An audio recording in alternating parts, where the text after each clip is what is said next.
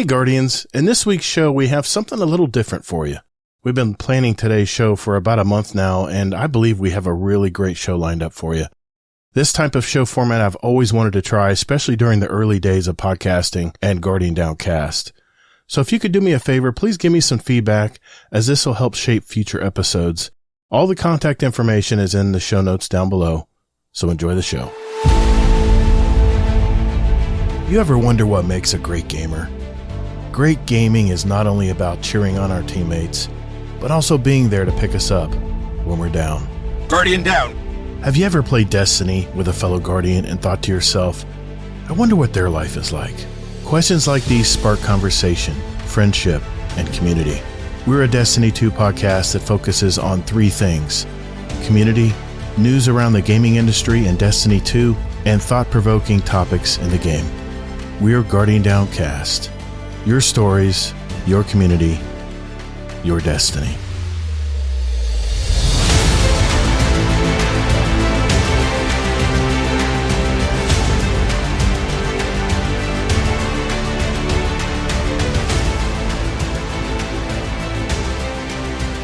What's up, Guardian, and welcome to episode 239 of Guardian Downcast, the Destiny podcast.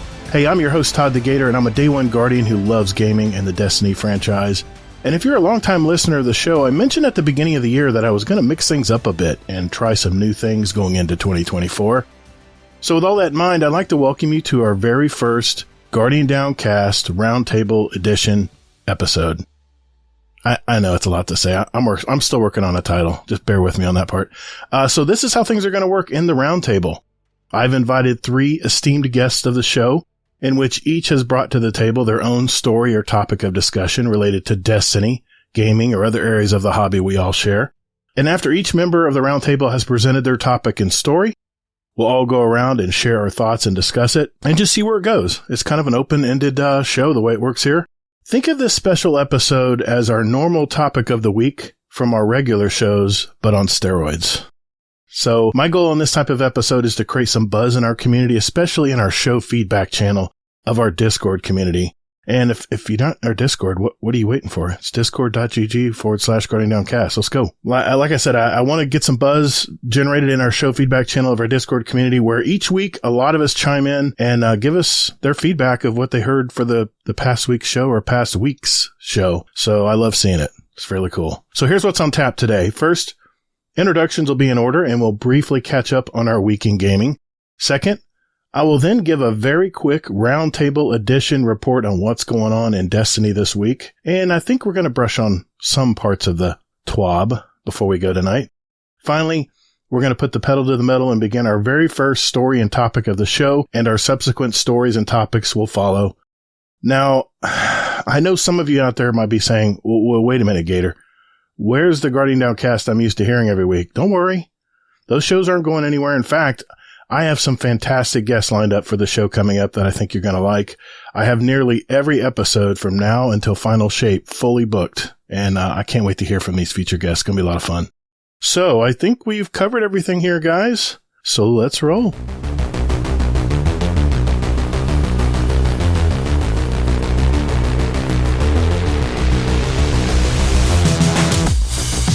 Hey, thanks for listening to Guardian Downcast. There are several ways you can contact us. First, you can find us on X at Guardian_D_cast, where we also post our newly released episodes every week. Or you can find us on Instagram at Guardian_Down_cast and see what pics our podcast guests want to share with you guys. We have a brand new website. Just visit GuardianDowncast.com, where you'll find all of our contact info, leave us a voicemail, give our show a rating and review, search for any episodes, or even give back to our community. Also, don't forget to sign up for future updates to the show, where we'll also have some random drawings throughout the year, and you may win a gift card or even some GDC merch. You can also follow our Guardian Downcast shows song playlist on Spotify and Apple Music. We post those links in our show description every week, so you can follow along with us. And finally, you can send us an email at guardiandowncast@gmail.com.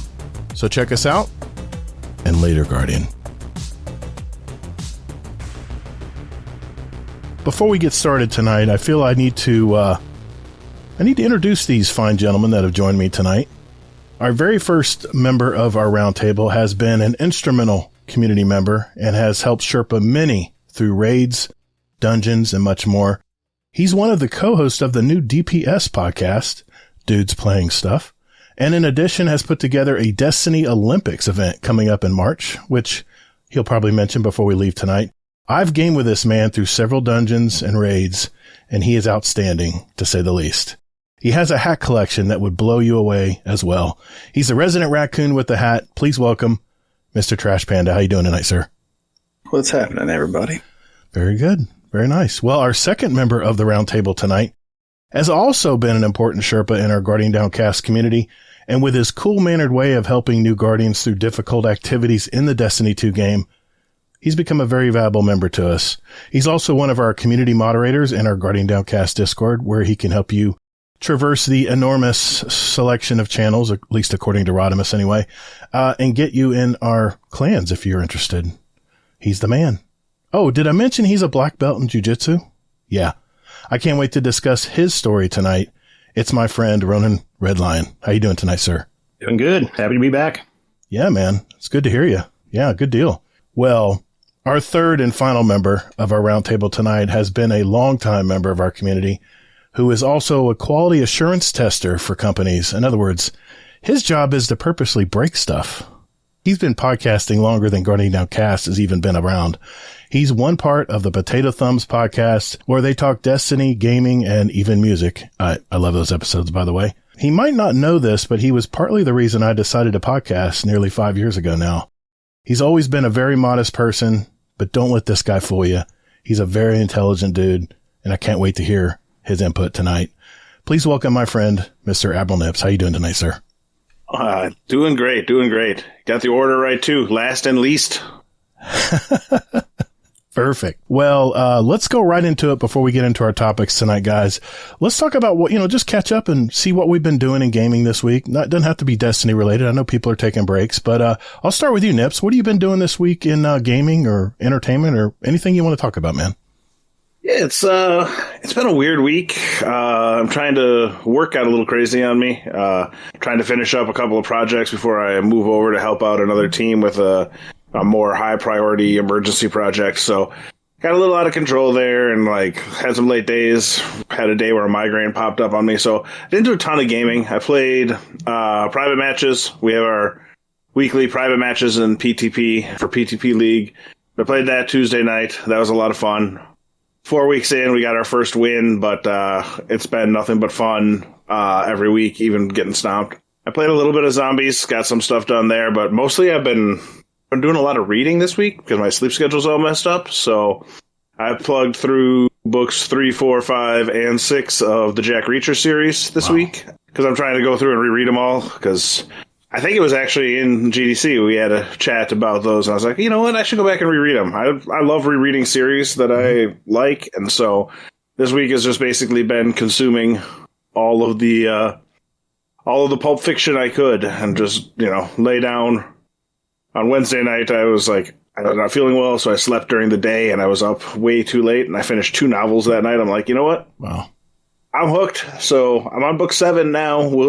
By this time next week, we might be on book 11 or 12 at the pace we're going. Well, it's probably a stupid question, but I'm sure you're watching the new Reacher series. Yeah, I've watched both of those series. I think they did a very good job with it. I mean, the casting is perfect, and nice. They're sticking pretty close to the books. Anybody who knows me knows that while I'm not necessarily wed to sticking to the books, I've still been enjoying the Witcher series, even though they are miles away from the books.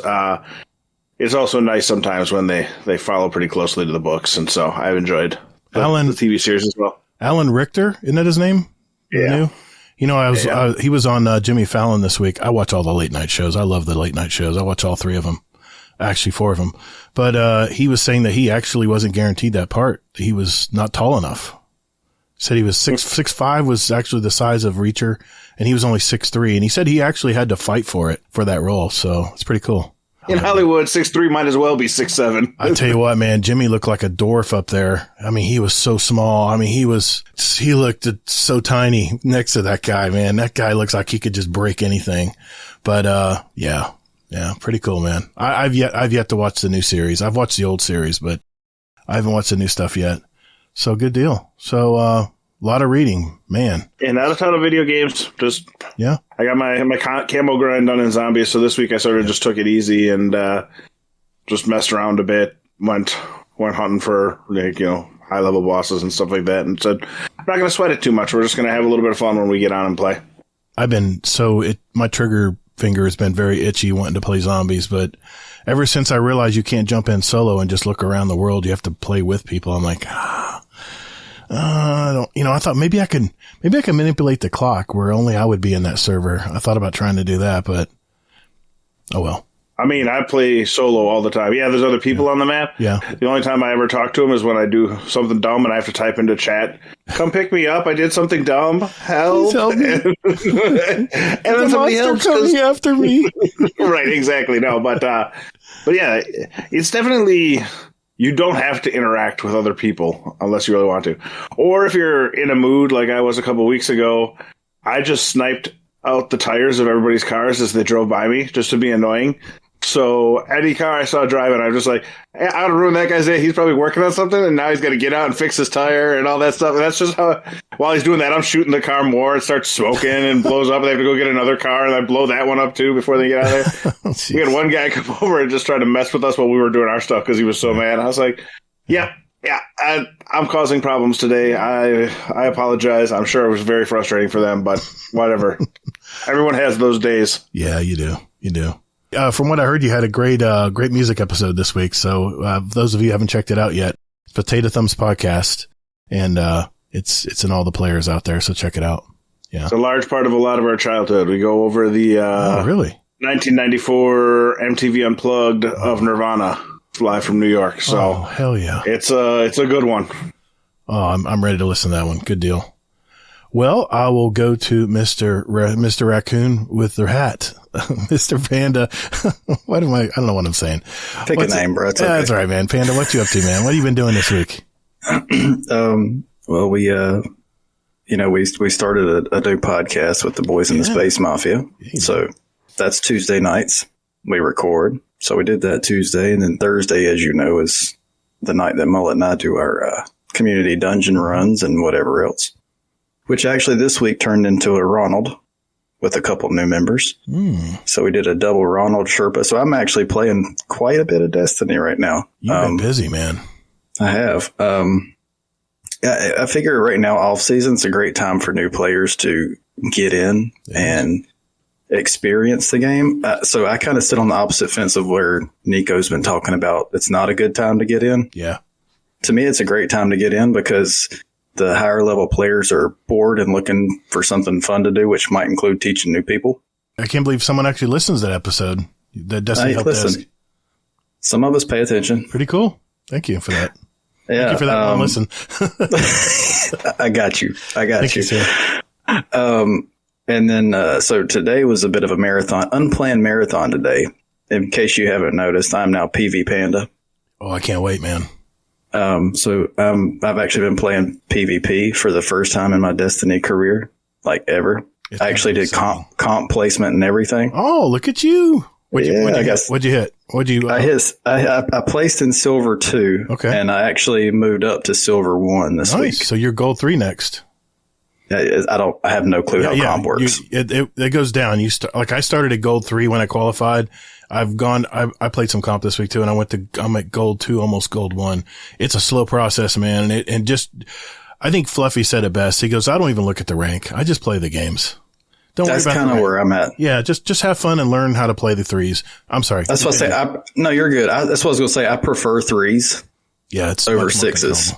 It's much more sane. I'll talk about it, what I did this week, but so you're playing comp. Have you tried 6s?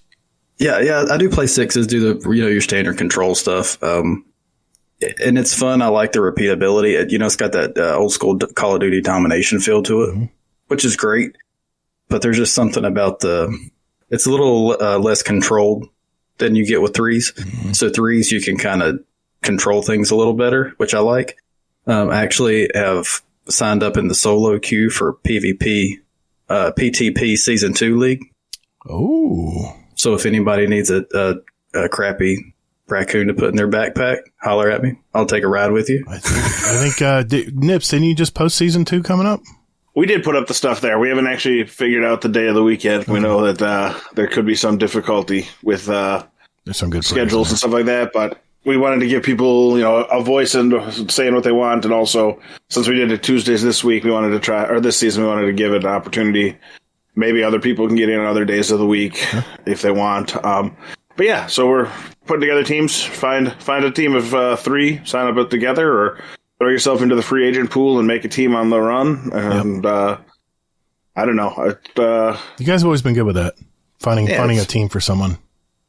We got a lot of folks who are willing to help out for that. And, it's 45 minutes out of your week. So if you're getting stomped, as long as you're having fun, it's worth it in a lot of ways. Exactly. Yeah, as long as it's not Tuesdays, I'm there this season. And then so this morning, something big happened for me yesterday morning. Oh. I have been trying to get my pirate ship emblem because, as everybody knows, I'm a beach guy. Live in Charleston, South Carolina. I finally got my solo flawless of Grasp of Avarice and got the pirate ship emblem. So wow, nice job. I had a lot of community members turn out watching the stream. So anybody that's listening to this that was there, thank you. And then today I got my very first Vow clear ever. Vow's it's a unique animal, isn't it? It's a lot, but big shout out to community member Darth Noodle for sherpaing that, and our group mutual friend Mr. Monkey, Mr. Jumper himself. Listen, he killed it. He jumped and puzzled his tail off. So he'll see this video. I can't escape it. I always make fun of him. I can't help myself. We love him. Man. We like to try to get each other to break character. It's funny as hell. You get 2 of us in a raid. It's pretty entertaining. So. Oh yeah, I've raided with both of you before. I've been but not together. Not together. Oh yeah, I have. You have? Yeah. We've all done a Ronald together. Oh, okay. Then I guess you have then. All right. Well, never mind. And it was flying way back and forth a whole lot. I can't help myself, man. It's that itch I have to scratch. I can't help it.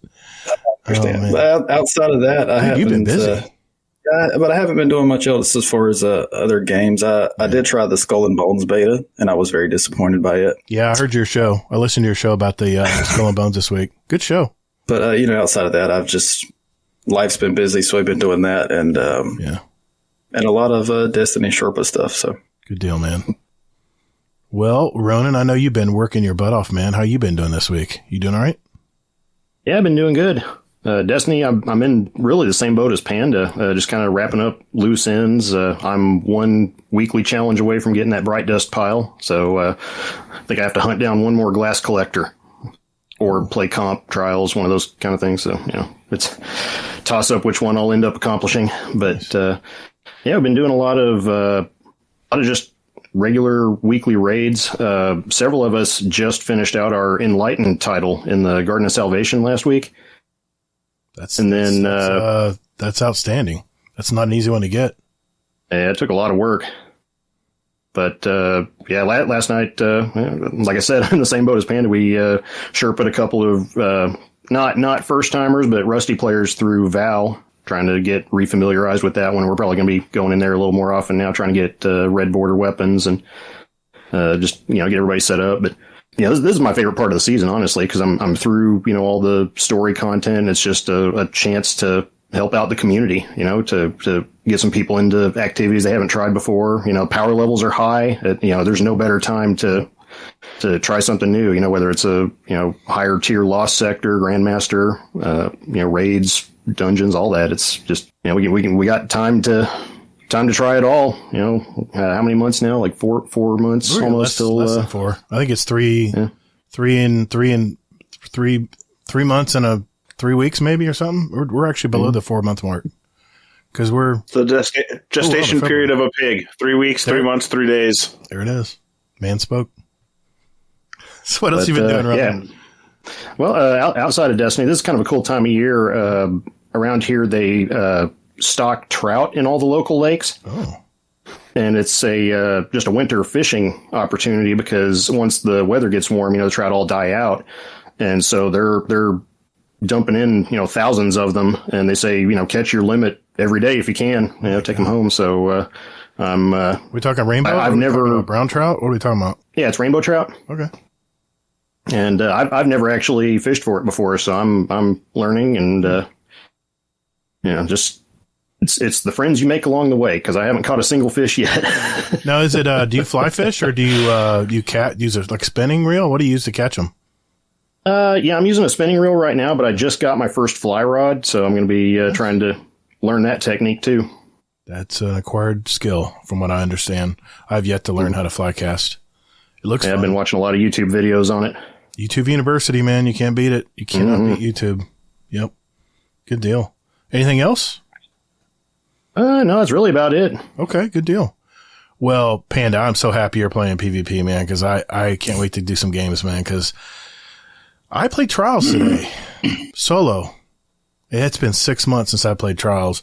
And it's probably everyone knows I'm a salty SOB when it comes to playing Crucible. I try to bite my tongue, but my saltiness comes out, unfortunately. But I said, you know what? It's double rewards week. It's not checkmate week, which I would have loved even better. But it was double rewards week, and it didn't take long to get a 6-win card done. No, I didn't get flawless. I went to my 4th win, and then I got stomped. But, it's luck of the draw when you play Trials. You can get 2 people on your team that literally just immediately die, and you're already swamped by 3 people. And then you can get 2 teammates that go ahead of you and kill and slaughter, and all you have to do is sit back and snipe and just pick off the runner, It's really nice. I had a mix of both. I had games where, and this was all on console, by the way.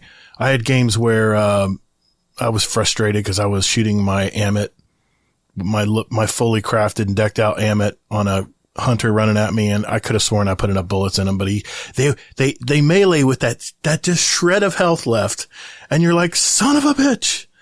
But I gotta really work on my Crucible gaming. I'm salty as hell because I'm rusty as hell because I haven't played enough of it. I've been taking a lot of breaks on Crucible, and I just play when I need to. Like the last 2 seasons, I really only played during Iron Banner weeks, and that's 6s, man. It's just chaos.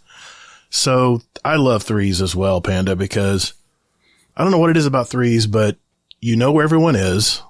I mean, it's pretty dang easy to determine where everyone is, and it's a chess game. Every time it's a chess game. So sometimes it gets overwhelming when you just get run over and you're like, what am I learning? Am I learning anything? And Bungie talked about that this week in the TWAB, and we're going to talk about that later. Before we head out, but I'm excited to hear about what they're going to be doing in Crucible soon. What else did I do? I watched a movie. I watched a movie called it had Russell Crowe in it. He was a drone operator, and he was working an ops mission where he's protecting these special op guys down below, and it looked like South America, somewhere down in there. But it turned out to be a pretty good movie. I'll have more of a full review probably in next week's show. I did played PvP League. We played against Native Raider and Sweaty Spook's team, and we had so much fun this week. We actually even stayed in the same voice chat and just was trash talking with each other and everybody. And I guess apparently we play them next week again, this week coming up as well. But they had one of their main players was out, had some personal issues, and Mr. Coderson stepped in and did pretty well. So I think we all just drank and had fun that night, but it was a fun time. It's good games. And let's see, I got all my wishes tokens done. By the way, if you run one Legend Lost sector on the Dreaming City, I got it done in 1 run. They must have changed the requirements of it, because I heard the requirements was like 1,600 enemies in a Legend Lost sector, but you get bonus credit, I guess, if you do it on the Dreaming City. But I was surprised. I thought I'd have to run 3 of them. One of them, by the time I was done, I made sure I killed everything. It was the Bay of Drowned Wishes, and I got it done in 1 run. So on both of my alt account and my regular account, I got my wishes done on that. And other than that, I've just been kind of chilling out, just kind of enjoying the week. So it's been what it is, I guess. So, all right. When we come back, we're going to get into our stories of the week.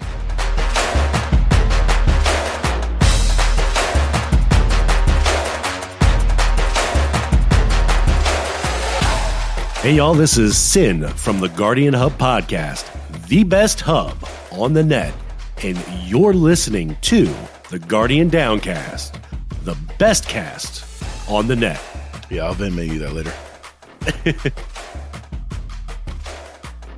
Here we are. We're going to start with our stories tonight. And Panda, you're on deck first, man. The floor is yours. What story did you bring to the roundtable tonight, man? Well, when we first started talking about this, I typically peruse the internet for Destiny stories, and I don't always agree with our friend Paul Tassi over at Forbes, but he's been doing a halfway decent job here lately. And one of the things that he brought up was how the drop in player count. The title of the article was the drop in player count hits different this time. And so it got me to thinking. I read his article, and he's basically talking about how with Lightfall, the peak player count versus where it's at now, how drastic of a drop that is. So I got to thinking, and I was like, well, let's go check the one place I know I can check for really good historical data, which is Steam charts. I don't know if y'all have ever gone and looked at that or not. A little bit. Not very often, but yeah, I've seen them. Steam charts does a fantastic job of tracking peak player count, average player count, and it kind of gives you in my opinion, it gives you a pulse or health of a game. Mm-hmm. So I pulled some statistics I want to share with you guys, and I'll give my thoughts, and I want to see what you guys think as well. Their tracking actually starts back with Shadowkeep. So that's how far we're going back. We're going back to October 2019. And Shadowkeep went from October 2019 to Beyond Light, which hit in November of 2020. The peak player count, and this could be skewed because of when it hit Steam, you had a pop right there, right? So peak player count was 292,300, somewhere in that range. Their minimum player count, for that same time period, that 1 year time period snapshot, was 76,000. So they peaked at almost 300 and they dropped to less than 100 with a monthly average of 77,000 players concurrent. Okay. Beyond Light, which we know was the extra long season, which also includes the 30th anniversary pack in that time frame. All right. So when Beyond Light came out, it popped to 241,000, which is about a 50,000 player drop on max count. Now the min count is where it gets interesting. The min count stayed almost the same at 76,000. So it didn't ever fall really below that level. All right. With the average, now the average did drop to 61.5 per month. Mm-hmm. Again, it includes the anniversary pack. And then we go into the Witch Queen. The Witch Queen popped at 289,000. So we get back up to Shadowkeep numbers. And then your minimum dropped all the way down to 60,000 with a monthly average of 66,000. Okay. All right. And that's a lot of numbers I'm throwing at you, but this is the last one. Lightfall. We're taking Lightfall to as of January. Okay. 316,000 pop, which is the highest max peak player count the game has ever seen, with a minimum of 58,000. And in the last 30 days, that minimum has seen 50,000. The monthly average is 62,900. Mm-hmm. I say all of that to show that your monthly average really hasn't changed at all. The base player base is still there, regardless of what anybody says. Right? So over from 2009 to 2023, 24 now, your average amount of players has not changed whatsoever. So to say that something like that hits different is, in my opinion, not fair. The game may not, appearances may not show it as healthy as it really is what I'm saying. Mm-hmm. And like for comparison, I did some other pulling of stats while I was looking. Okay. Pow World. Yeah, I'm going to talk about that too for a second. Oh, Lord. Pow World popped at 2.1 million peak players. Oh, my God. All right. Its current peak. Now, here, you want to talk about fall off. Here's what I'm getting to with the fall off. Okay. 500,000 people. That's what it is today? That's what it is today. So it went from 1.5. Yep. Okay. You see what I'm saying? Now you see where I'm going with this? Do you have any figures for, I know the latest flavor of the week is, it's the Helldivers 2, right? I wonder if the numbers have been similar there. Well, so here's what Helldivers is a little too new to look at it that way. Yeah, you're right. But Helldivers peak right now is 326,000, which is higher than Destiny's has ever been. That's big. That's healthy. Right. But here's kind of what the reason I picked this story, and to show people that it's not what everybody thinks it might be. If you look, Witch Queen did so good that's what helped Lightfall come up, right? Word of mouth at the end of the year, you can actually see it curve up at the end of the year. So word of mouth says, hey, this game's dope. People get Lightfall under delivers, people fall off. It happens. It is what it is. However, I actually think that the final shape is going to, after doing the research and looking at Power World and Helldivers, I think that final shape's going to crack 400. So didn't we have a bet on that in the chat? We did. You never somebody made quite a big change of the last 6 hours, didn't they? Oh, hold on a minute now. We never put a final bet in place. I think I originally said 450 was the bet. 450 was your number, yeah. And then I said 375. And then I said, all right, how about 400? Because I started thinking about it. I was like, all right, wait a minute now. Because I honestly think it'll break records. I honestly do. You know, Lightfall broke records when it first came out. I think it broke Steam records, didn't it? For initial day Destiny sales or something? For Destiny only. Okay. Yeah. So I think, I'm sorry. Go ahead, man. No, you're fine. No, it's going to break 400. Yeah, I think it will. And I say that because of what Helldivers did, right? And Helldivers is also PC and PlayStation only. It doesn't even get the Xbox crowd involved. Right. So what's happening is, I think what we're seeing is actually just an increase in actual players of video games overall. Right? We are, as much as we all hate to say it, we're all a little gray here. You know? And the younger generations are coming in, and they're picking up. I've often heard Destiny referred to as a FPS retirement home. Oh yeah, I've heard that too. Everybody's heard that too. But the amount of new players that I've been helping lately contradicts that a little bit to me. What do you mean by that? What do you mean by that? What age people are you helping? Just from talking to them, I mean, they're 10 years younger than me. Okay. A lot of them. So they're in their they're in their 40s. Is that what you're saying? All right. Wow. I'm sorry. I'm not going to start. That would be 10 years younger than you. Okay. That would be my demographic. Yes. Okay. Like we're talking like early 30s, mid 20s. Okay. I mean, so like newly married, early 20s, newly have kids, kind of thing. Yeah. Yeah. Okay. So I feel like the base amount of players is coming up, and I don't feel like we're seeing the end of an era, you know, so much as people try and play it out to be. I think people want it to be doom and gloom, and I feel like that the YouTube crowd and the video game media crowd push that narrative because it's what gets the views, and so it makes it sound worse than it is when it's really not. It just feels that way because there's a couple of factors, right?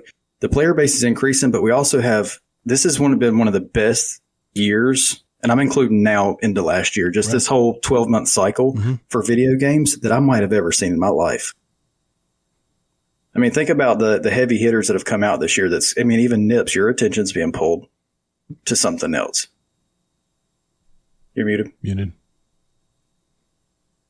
You're still muted. That's 3 times I hit the button. There you go. Mute. Talking about getting old. I mean, go ahead, Nips. Yeah. I mean, the list is just ridiculous, right? There were 3 separate, maybe 4 separate games that people were like, "Oh, this is definitely game of the year" when it came out, and then the next game came out, and you're like, "Well, turns out I'm not right about that." So, I mean, Baldur's Gate, amazing. Zelda was amazing last year. Starfield, not so much. But yeah, I think that in that sort of thing, there is a million great opportunities. And that's just AAA games, right? Yeah. There are more indie developers than ever before right now making amazing indie games too. So if you're, looking for something to play and you don't just stick to AAA titles, you're going to find some damn amazing games out there.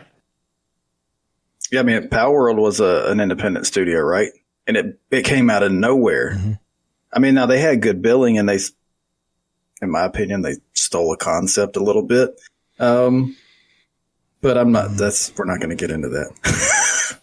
But you got that, and then the other side of the coin is, to me, is price point. Yes. So Helldivers and Power World come in at $30 and $40 respectively, and then the premium edition is only $60. The final shape and most expansions come in at $50 at a base and $100 for the seasonal for the premium seasonal stuff. I know Gator, Nips, Ronan, y'all are all like me. We fork over the $100. It's just it's a no-brainer. It's what we do because we know we're going to play it. Yep. But even that could be a barrier of entry at this point, especially with the way that things are monetized extra within the game itself too. Yeah. I mean, the price of cosmetics have increased and things like that. There has to be some balance struck that will help the issues we see. But as far as player count, to me, it really just comes down to there's really good games out right now. Yeah. Destiny's 10 years old. Mm-hmm. When the new expansion comes out, it's going to pull the new eyes back in. It's going to bring the old people that are salty about it being stale in. Look, it's not Bungie's fault that we've played this thing into the dirt. We've done what they asked us to, right? Yeah. We played it to death. I mean, I think that's the number one cause of, like, in my mind, streamer dissatisfaction. Not so much that it's what gets clicks and gets sell, but more, this has been your job now for a decade, and your whole, a lot of these people, their whole financial well-being is based on having to put video out for this game. And when you have a long season like this and you're playing the same thing over and over again, and it's fundamentally the same thing you've been doing for forever. Spoiler alert, I'm not exactly all sunshine and rainbows about my job every morning when I log into the work computer either. Hey, me too. And I run the business. There's days I don't want to go. I just want to stay inside. Yeah, I get it, man. Yeah, I still think I'm going to take the under. If you gave me 400,000 as the over-under, I'm going to take the under as the pet. No. But I do think I think we're going higher than 316. I think it'll set a new record for your active players, but I'll take the under on the bet and gladly be wrong. What are you at? What's your final number, Panda? See, I want to agree with you on 400. But I know I can't take your 400. So I tell you what, I'll do 400. I'm going to do prices right. I'm going to do 401. You're going to do 400,001? You're going to go over me? You're going to overbid it, man. You're going to lose it. No. They're going to be between 400 and 450. It's just been so hyped, man. And it has 4 or 5 months to cook now. People are going to play through these games that are coming out right now. They're going to play them. They're going to be one and done, because most of these you run through them, you're done. Maybe not Helldivers, but I just wanted to ask a question before we moved on.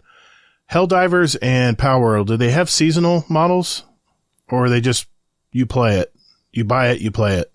My understanding is Power World is like a mix of Ark and Pokemon. So it's survival Pokemon with guns. Okay. I don't see a seasonal. Ark has hung around. No, it doesn't have a seasonal, but Ark has hung around a fair few number of years now. Yeah. So whatever they have has got some amount of replayability. I've just never played it. Okay. Yeah. And then Helldivers, I can see Helldivers. I don't know the game too well. I've kind of been watching it. Like I say, I'm an Xbox player, so I don't have access to it. I think Astrocross said it had some premium stuff, and he bought some of it.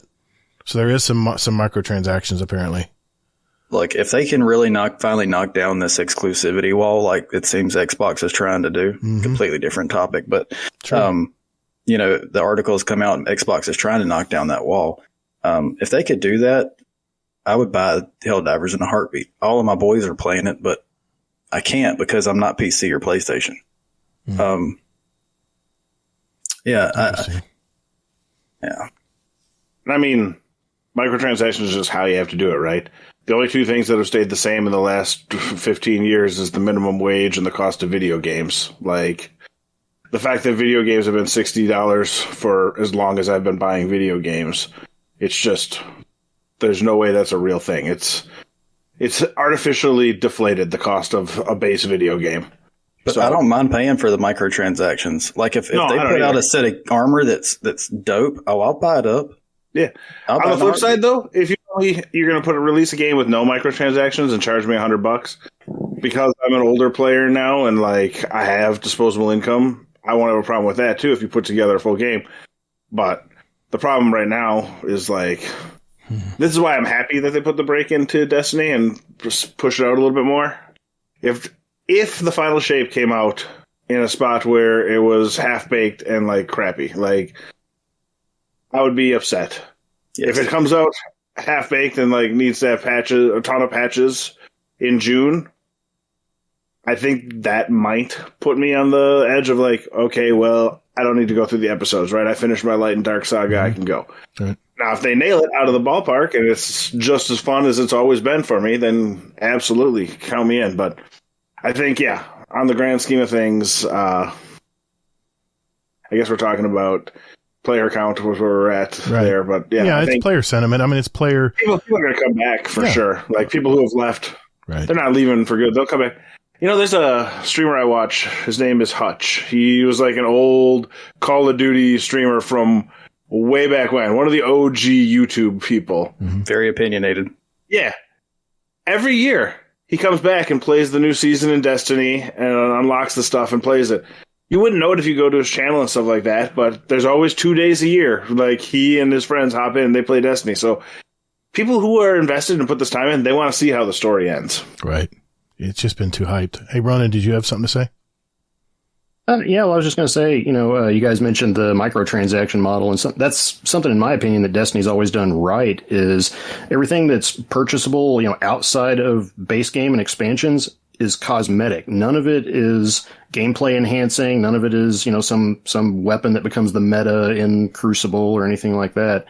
It's always just optional flair that is, most of it looks really good. I'll admit that. And I've bought a couple, the armor ornament sets, but I've never felt like pressured to buy that. But I think maybe some of the sentiment that I've seen more is that the barrier to entry financially is having to buy all those back expansions to get content. And I think we're starting to see some action being taken on that, because you're seeing some pretty good deals on. Yeah. I mean, isn't there like a whole package bundle now? Humble Bundle. They just put it in the TWAB. In fact, Bungie pushed it in the TWAB this week. Humble Bundle. You can get all of the DLC and seasonal content, current seasonal content, for $40. That's outstanding. Instead of $400, $40. You can get Shadowkeep, Witch Queen, Lightfall, and all the seasons up to this point for this year for $40. That's going to keep you busy over 4 months, to be honest. Anybody on the fence should buy that right now. Holy moly, man. And it's good to the end of the month. Or 27th, I think, of 27th of February. So, man, you got to jump on it. $40. I suspect we'll see some more deals like that too, just because, that's been one of the big vocal complaints, you see in articles about it and stuff. But taking a look just in, kind of our microcosm of Destiny, how has community growth been in the GDC Discord? It's been robust. We've seen people joining in, and I see very few of them mentioning, I'm coming in from a dead clan, or my friends don't play it anymore. Most people introduce themselves and say, hey, I'm getting into this. Maybe a friend recommended me, or a friend got me into it, and they bring a friend in with them. And, the community's been thriving.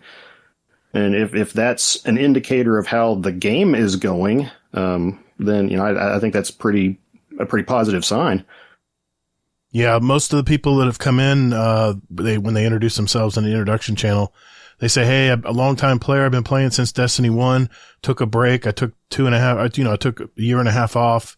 I'm coming back. I want to get back and caught up for it. I think a lot of people realize now's a good time to get brought up to speed before that final push of Final Shape. And then it's on Bungie, right? It's on Bungie to get us to stick around for the episodes. It's on them to keep us enthused after that Final Shape fight battle. And apparently after we finish the raid, it moves right into the first episode. So they're running it right in, which I'll say it again. What if the witness wins or gets away? What if it isn't a final battle? I know we want the Light and Dark saga to be over, right? We want it to be over, but there's got to be something on the hook to keep us playing. And I hope I'm wrong. I really do. But, I tell you what, I've been finding myself when I am on now, I'm doing a lot of stuff that I normally haven't done in the past few seasons because I know I have time now. When we have 9 weeks to 12 weeks of a season, all I'm worried about is getting the seasonal stories done. I'm worried about getting the exotic quest done. I'm worried about getting the season pass completed. And that's all that's on my mind for those 9 to 12 weeks. We're in a unique situation now where I'm actually looking at, I was looking at my, I was looking at the monuments of, the moments of triumph for this year. I actually started looking through it because I don't hate titles, but it's not a driver for me anymore. But I'm actually looking at some of this stuff and it's going, you know what? I could probably get Harbinger. Only have to do this much and this, and the fact that they've made us go back and play in the Dreaming City now. I'm realizing that after I got all the hidden chests done, a lot of triumphs are unlocking now, and I've almost got Cursebreaker done. So I'm thinking to myself, I got time, but it's a unique spot we're in right now because I find myself setting goals every day. Like, okay, what am I going to do today? What am I going to work on? What triumph am I going to not get knocked out today? And I haven't been thinking that way in a long time because it's always been FOMO, right? It's always been how quickly can we got a new story to unlock this week. Got to get that done. And then you got the exotic missions and all of that. And I don't know if you guys have heard, but I was just on Guardians of Lore this past couple of weeks talking to Orchid and Elemist. And I'm really getting into lore now, which I never got into. I'm telling you, my eyes are wide open. I've been reading the Grimoire anthology books. I'm reading the 6th edition right now, which talks about all the ghost stories that I never read that were in game. But now that they got them organized in a nice, beautiful book, I read a passage every morning, and it's just really been keeping me enthused. And, I agree, Panda. I don't see the numbers changing. I think the base players are there every week or every month, however way you're recording those numbers.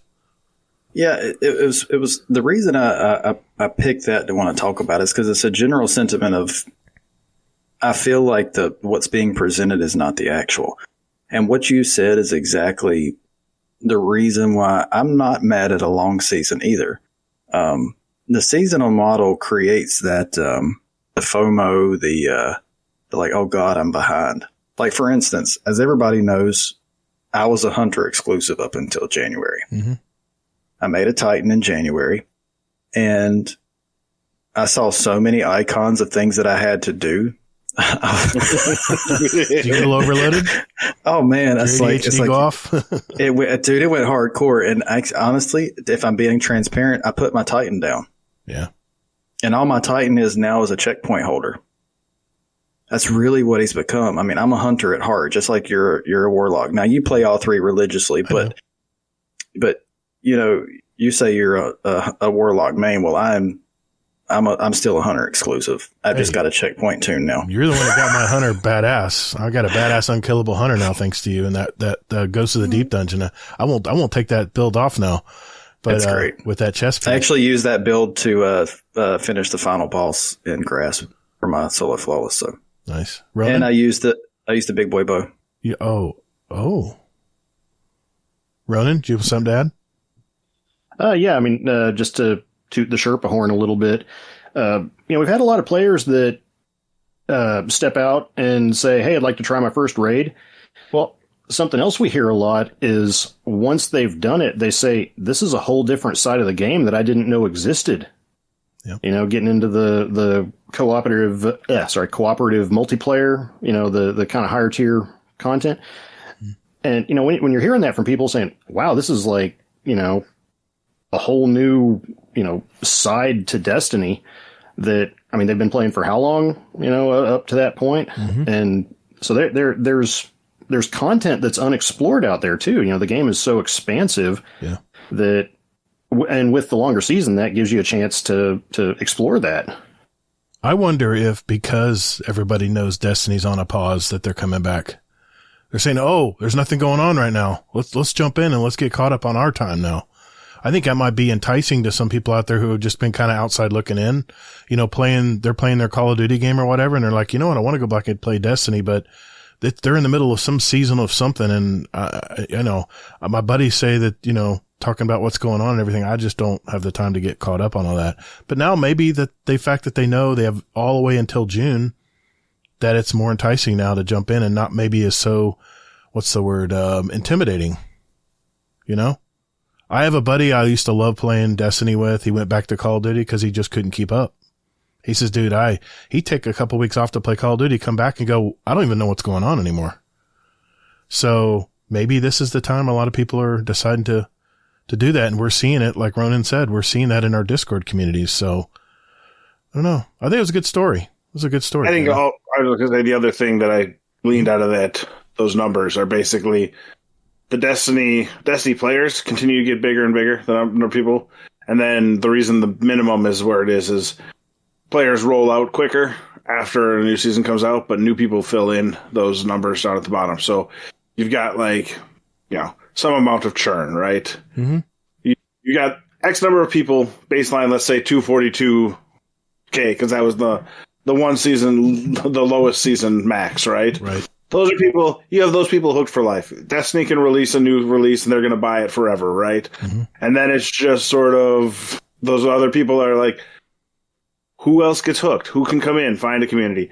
Rating is a huge part of it, right? Like, I look back to the Dark Below way back when in Destiny 1, right? It was, okay, I've done everything there is to do in Destiny, and I found a 100.io group that I started raiding with. If I hadn't found that group and we had I'd have been done with Destiny back then, right? Like there's no way to keep playing solo. So you need to find these groups to play.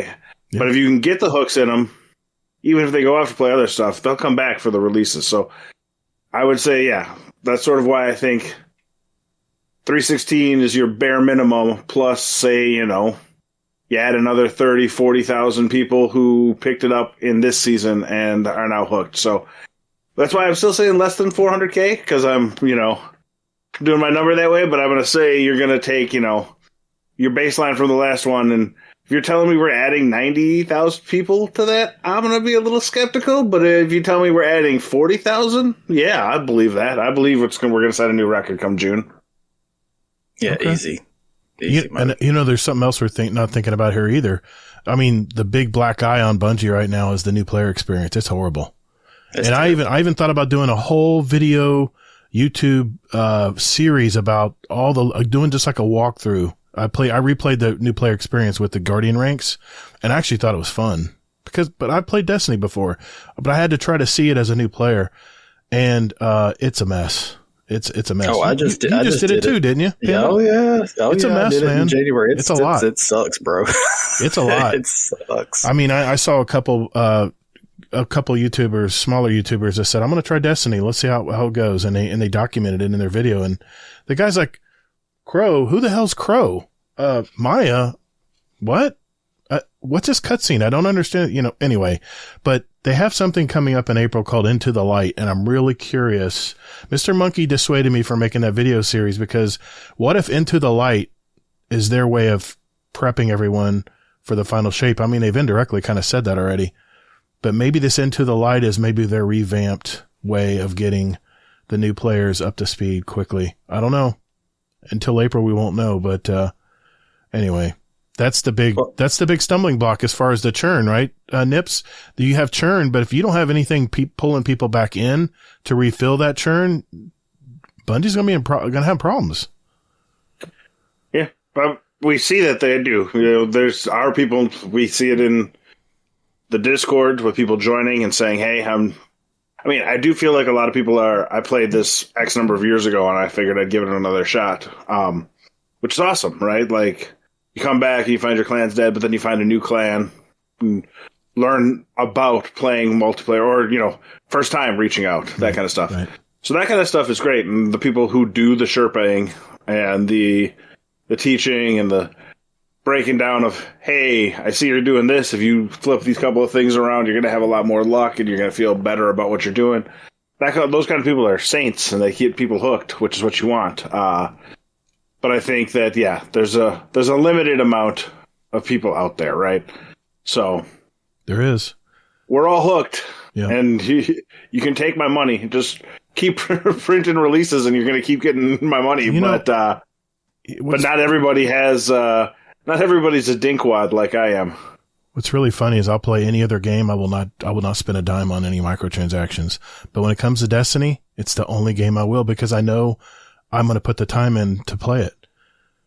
And here's another thing.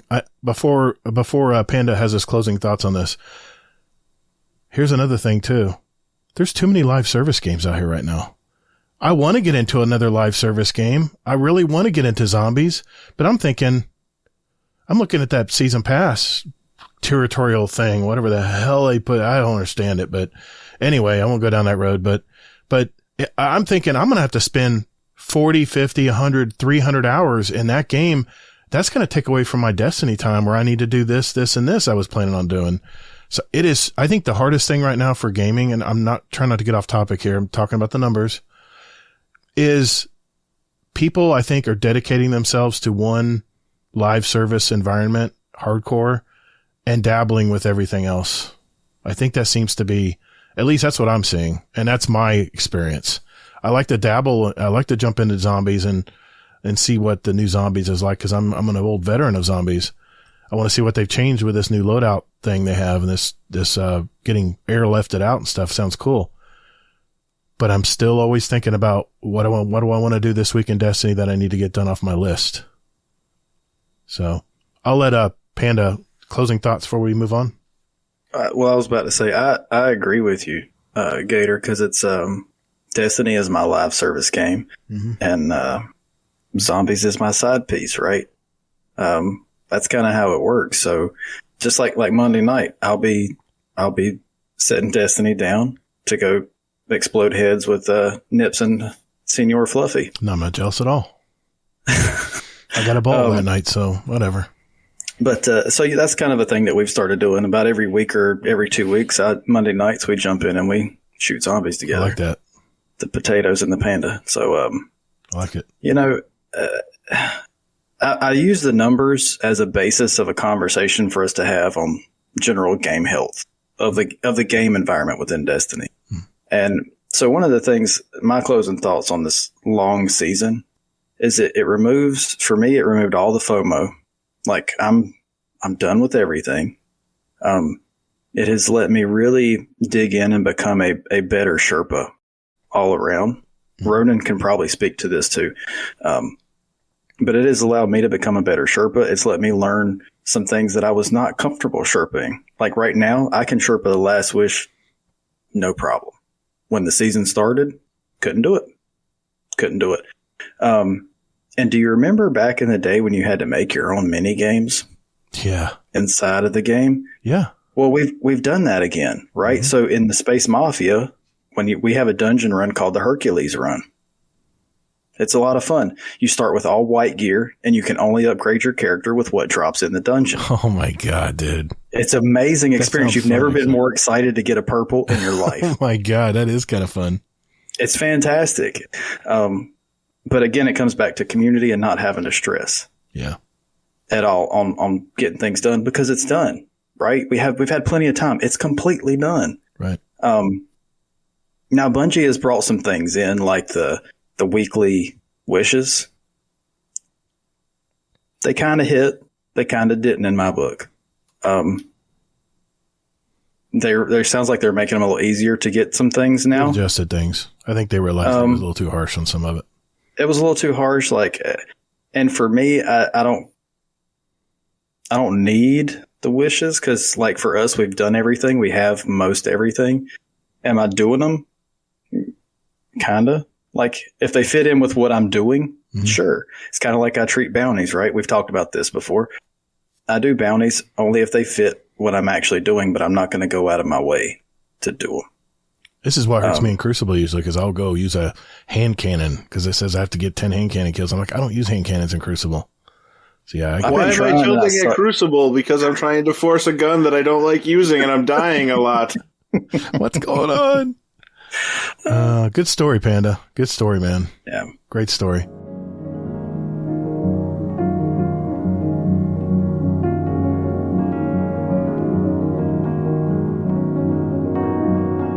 Hey, it's Kato here. You're listening to Guardian Downcast.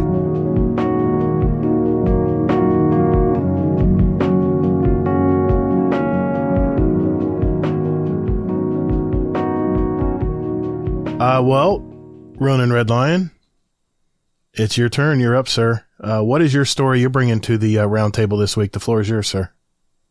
Alrighty. So my article I found comes from McGill University in Canada. The title was, Can Exercise Improve Video Game Performance?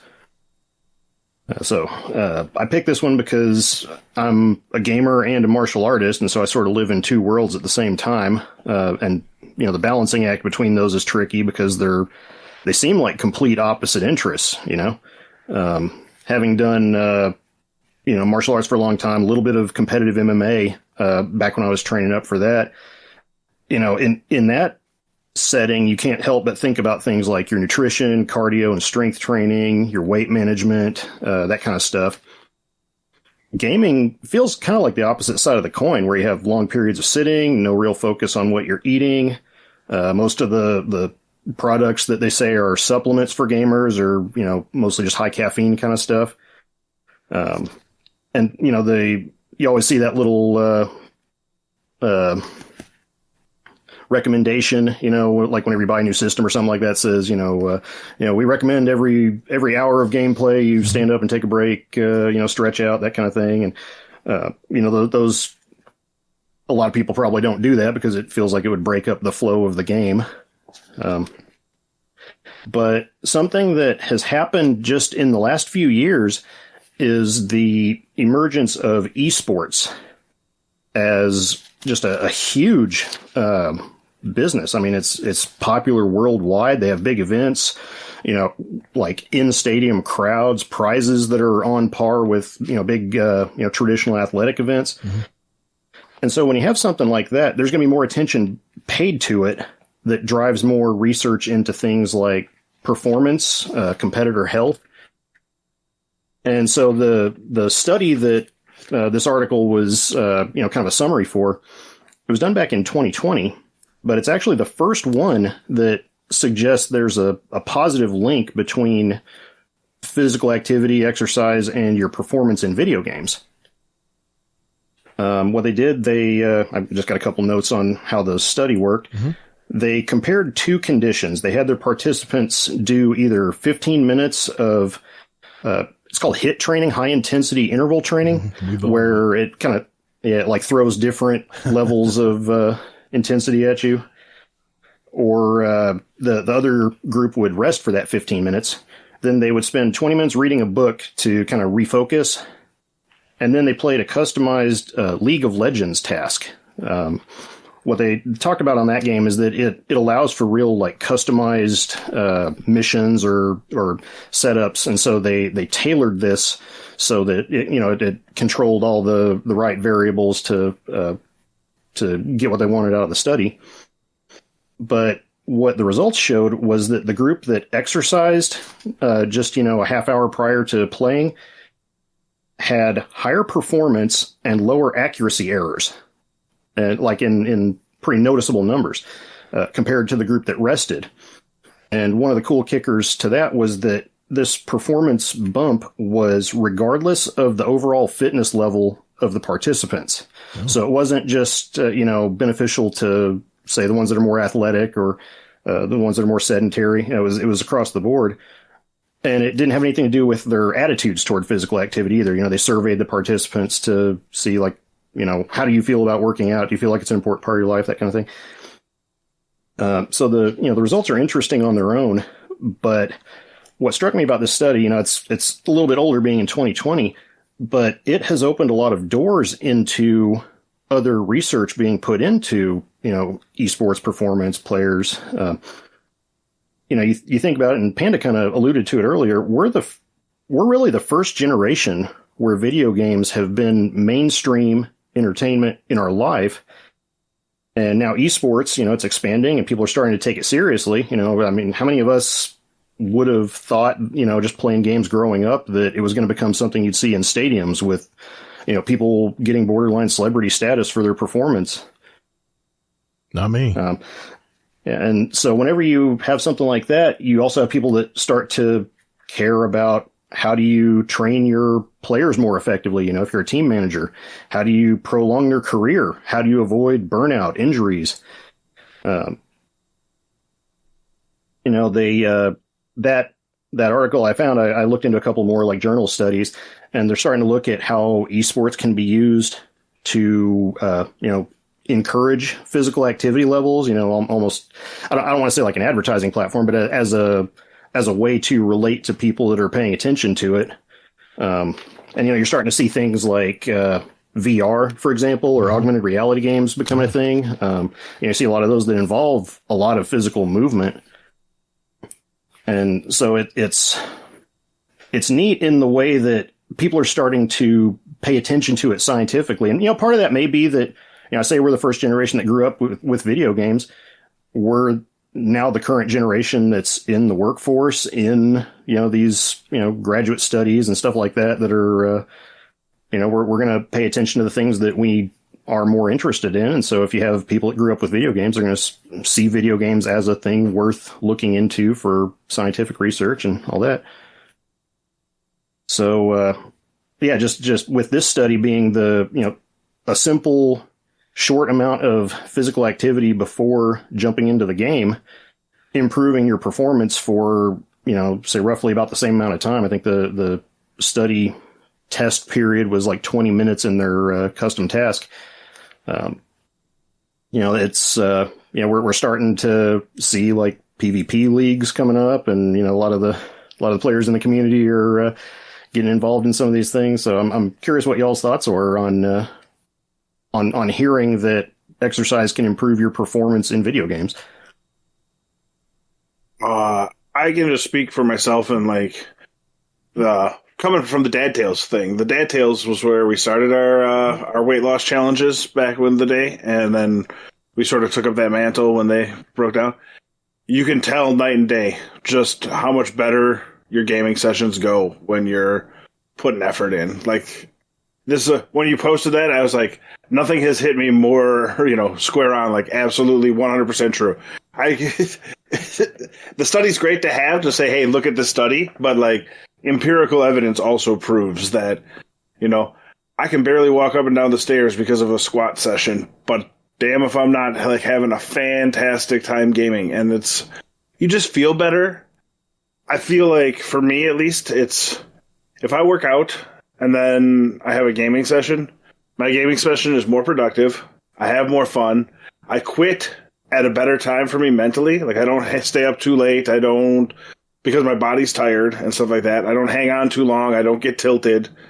And because of that, the next day I wake up at a good time and I get to a good workout, and it just sort of feeds itself too. So I think taking care of yourself is one of the most important things you can do, and not just for your own mental health, but for like your enjoyment of gaming too. Because when you're not taking care of yourself and you're gaming, it's a lot easier to tilt. It's a lot easier to make dumb mistakes. It's a lot easier to just wreck your whole... Gaming's supposed to be fun, right? So why not do the stuff you can do to make it as much fun as it can be? And working out is part of that for me. Yeah, good point, Nips. Well, it's the mental clarity thing, right? I think they called it brain. No, not Blaine. They called it brain plasticity. Yes. Because if you look at the brain, I was looking at a video today on YouTube, and it showed all the blood vessels that go through your brain. And those are connected, of course, to all the neurons that fire away. And they were talking about how hydration and electrolytes and exercise work so well together. Those three things mixed together is just no pill can do what it can do as far as that goes. But do you have something else to add, Panda? Sorry I interrupted. No, it's the same vein. It's just piggybacking on what Nip said. For me, it's again, I'm gonna play the card again. We're all the older crowd of gamers here. So for us, that physical movement is getting more important. And I hate to admit that. I do. I hate to admit that. I've always been a mover, much like Ronan. I've been through the martial arts ringer. And I've always worked out. Like Nips and I are right now. We're both chasing 1,000 pounds. He's a little closer than me, but I'm starting from a little bit higher up too. but the physical movement we have when we actually work out, and then your body has done what it needs to do for the day, right? Like, for instance, when I talked earlier, when the wife and I go and we do our bridge walk, that's like a 6-mile round trip, interval training exercise we do. When you come home, it's like you have the endorphins still rushing through you for that. Your body is fatigued, but your mind is cranked up at that point. So when you sit down, you have a much better experience within the video game because everything's clicking. It's all firing. Mm-hmm. And just like Nip said, it also tells you, okay, you're done here, bud. Turn it off. Let's go to bed. And so, yeah, I completely see how it correlates because I experience it firsthand. I will say it's a little interesting in the study. Sorry, Ronan, but that they did HIIT as the exercise that they were doing. Yep. Because it's pretty well established that HIIT is also the style of exercise that gives you the longest caloric tail from your workout, the burn tail from your workout. Like, for those Patreons who pay the good money to Todd, you saw to see me do the double thumbs down when they talked about HIIT because I hate it so much. It sucks, man. 80% of your max heart rate sucks. I would much rather be lifting heavy. And 15 minutes of HIIT is no joke, right? Like, a lot of HIIT stuff I do is like 10 minutes in and out, and then you go do something else for a bit. Like, so these guys weren't getting to do just nothing. They were really putting it in this study. 15 minutes of HIIT is gonna leave you, but yeah, because it has that tail, right? Yep. So you have your 20 minutes to refocus, but you're still burning that whole time. Like, it's all of those hormones and endorphins are dumping into you when you sit back down. Yeah, it's funny. One of the go ahead, bro. No. Yeah. You were next. Go ahead, sir. Well, I was just going to say one of my follow-up questions I had for this. We all play games, as a major hobby. And Nips, you mentioned doing some weight loss challenges among the community, but one thing I also looked up was how the technology, evolves as a result of what they're seeing now. I wanted to ask, do you guys find it easier to exercise if you gamify it with things like apps or like physical trackers like heart rate trackers, or I know, some of the smartwatches can track a lot of that kind of stuff, or just something as simple as, like you mentioned with a weight loss challenge.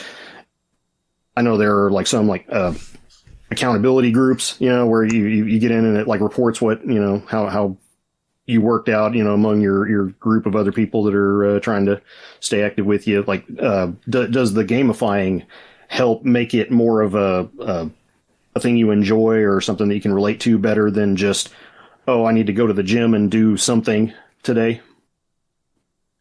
There's a ton of good apps out there to help gamify exercise. I use the Strong app.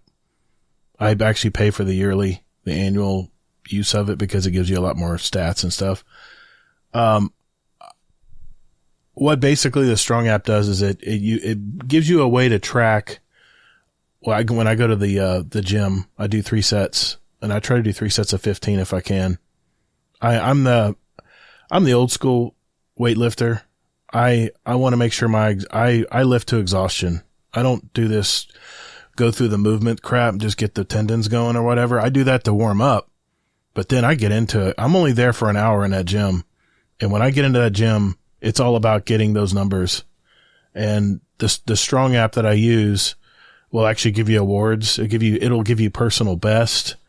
I very much gamify it, but also, I use, on my Apple Watch, they have the 3 rings, the move, the stand, and the actual exercise ring. We actually, my wife, my daughter, and I, all 3 compete every day for that. And my wife always kicks our ass because she walks 1,000,000 steps a day. And when she works at school, she's all over the school all day. And I tend to sit in the truck. I do work out in the yards and stuff too, but sometimes I'm in the office for hours. But, Apple, I think, has done a wonderful job of gamifying exercise. Just all you have to do when you look at your watch or your phone, you just look at the rings and you know exactly where you're at for the day. So it works wonderfully. Now, what I've found, I will say Samsung does the same thing, by the way. It's not just Apple. Yeah, exactly. It's all of the tech it's companies. Garmin. I mean, all those fitness, they've really come a long way. I mean, they've all caught up to Apple. They all do all the same stuff now. But, I'm finding as I'm getting a little older than you gentlemen that what used to work for exercise to shed a few pounds isn't working anymore. And so I've quit worrying about weight so much. Kitchen. You want to lose weight? It's in the kitchen. You want to look sexy? It's in the gym. I know. I'm a good old Southern boy and I like to eat Southern food. I want it fried. I want my fried chicken. I want my mashed potatoes and gravy. I want my squash casserole. I want all that stuff. I want my sweet potatoes. I understand. I totally understand. I'm from Wisconsin, the land of fried cheese. Oh, so yeah, that's right. You don't need to preach about eating to me, but yeah, you learn real quick that you can't outwork the fork. So if you care about weight, if you care about weight, it's got to be in the kitchen. If you want to look good, that's where the gym comes in. My wife says I should be. She says, as much as I've learned about physical fitness and health, I should be a trainer, but I don't have the physique of a trainer. I have a physique of like a retired football player. I've got the body for it, but I got the beer gut to match it. And let's just face it. As I get older, I'm losing muscle. I can feel it. So out of sheer fear, I don't want to lose muscle because I look at my dad. He's 25 years ahead of me and I look at him and he's lost so much muscle. He's not that big, strong guy I used to know. My butt is at the gym every Friday and I work out before I podcast. And just to share what you were adding, Ronan, I don't know I don't know if it's the endorphins. I don't know if it's the stretching I do afterwards. Cause I do some really massive stretches after I work out. My son makes sure of it. My son, some of you have listened to the show a long time, know that my son broke his leg in MMA. His first public MMA tournament match, he snapped his leg, his femur right in half. And, he has a rod in there now. So he went through so much, physical therapy that he has all these cool stretches and stuff that he shares with me afterwards. And I'll just tell you this, that for you youngins out there that are in your 30s and a little bit more than that, the difference between 30s and, let's just say above 45 is more aches and pains. And you're going to get more aches and pains because you're not moving as much. The tendons, moving those tendons, lubricating those tendons, keeping moving and keeping active is what's going to keep you young. And I don't even worry about the weight number anymore. I'll be honest. I've been the same weight. I went to my bathroom. I log my weight. Sometimes when I work out, I'll log my weight. Just every week, I'll just log it. I go to Publix. I get on the Publix scale. It's just a thing I do and I scrolled down. I had 10 years of data of where every week I would enter my weight when I went to the Publix scale. And let's face it, the Publix scale isn't exactly accurate. You got kids jumping up and down on the damn thing half the time, but it gives me a reference point. I have been the same weight within 5 pounds for 10 years, no matter what I've tried to do. So what I've decided I'm going to do is just be active and keep moving. But I notice it helps me mentally. It gives me more of a can-do attitude. The endorphins are flowing. I mean, I work out at the gym with weights and I do, what they call interval training, where I'll actually go from one machine to the next and not stop. I'll take 1 minute breaks. So your heart rate's always up. So it's like a working out, with weights, aerobic and anaerobic. Using the weightlifting as anaerobic, and I'm actually doing aerobic exercise all at the same time. I'm in there in and out in an hour, and I've had my aerobic training, I've had my anaerobic training through weightlifting, and I'm good to go. But I'll tell you what, it makes me so sharp when I sit down to podcast every night after those Fridays. So absolutely, Ronan, it definitely makes a difference.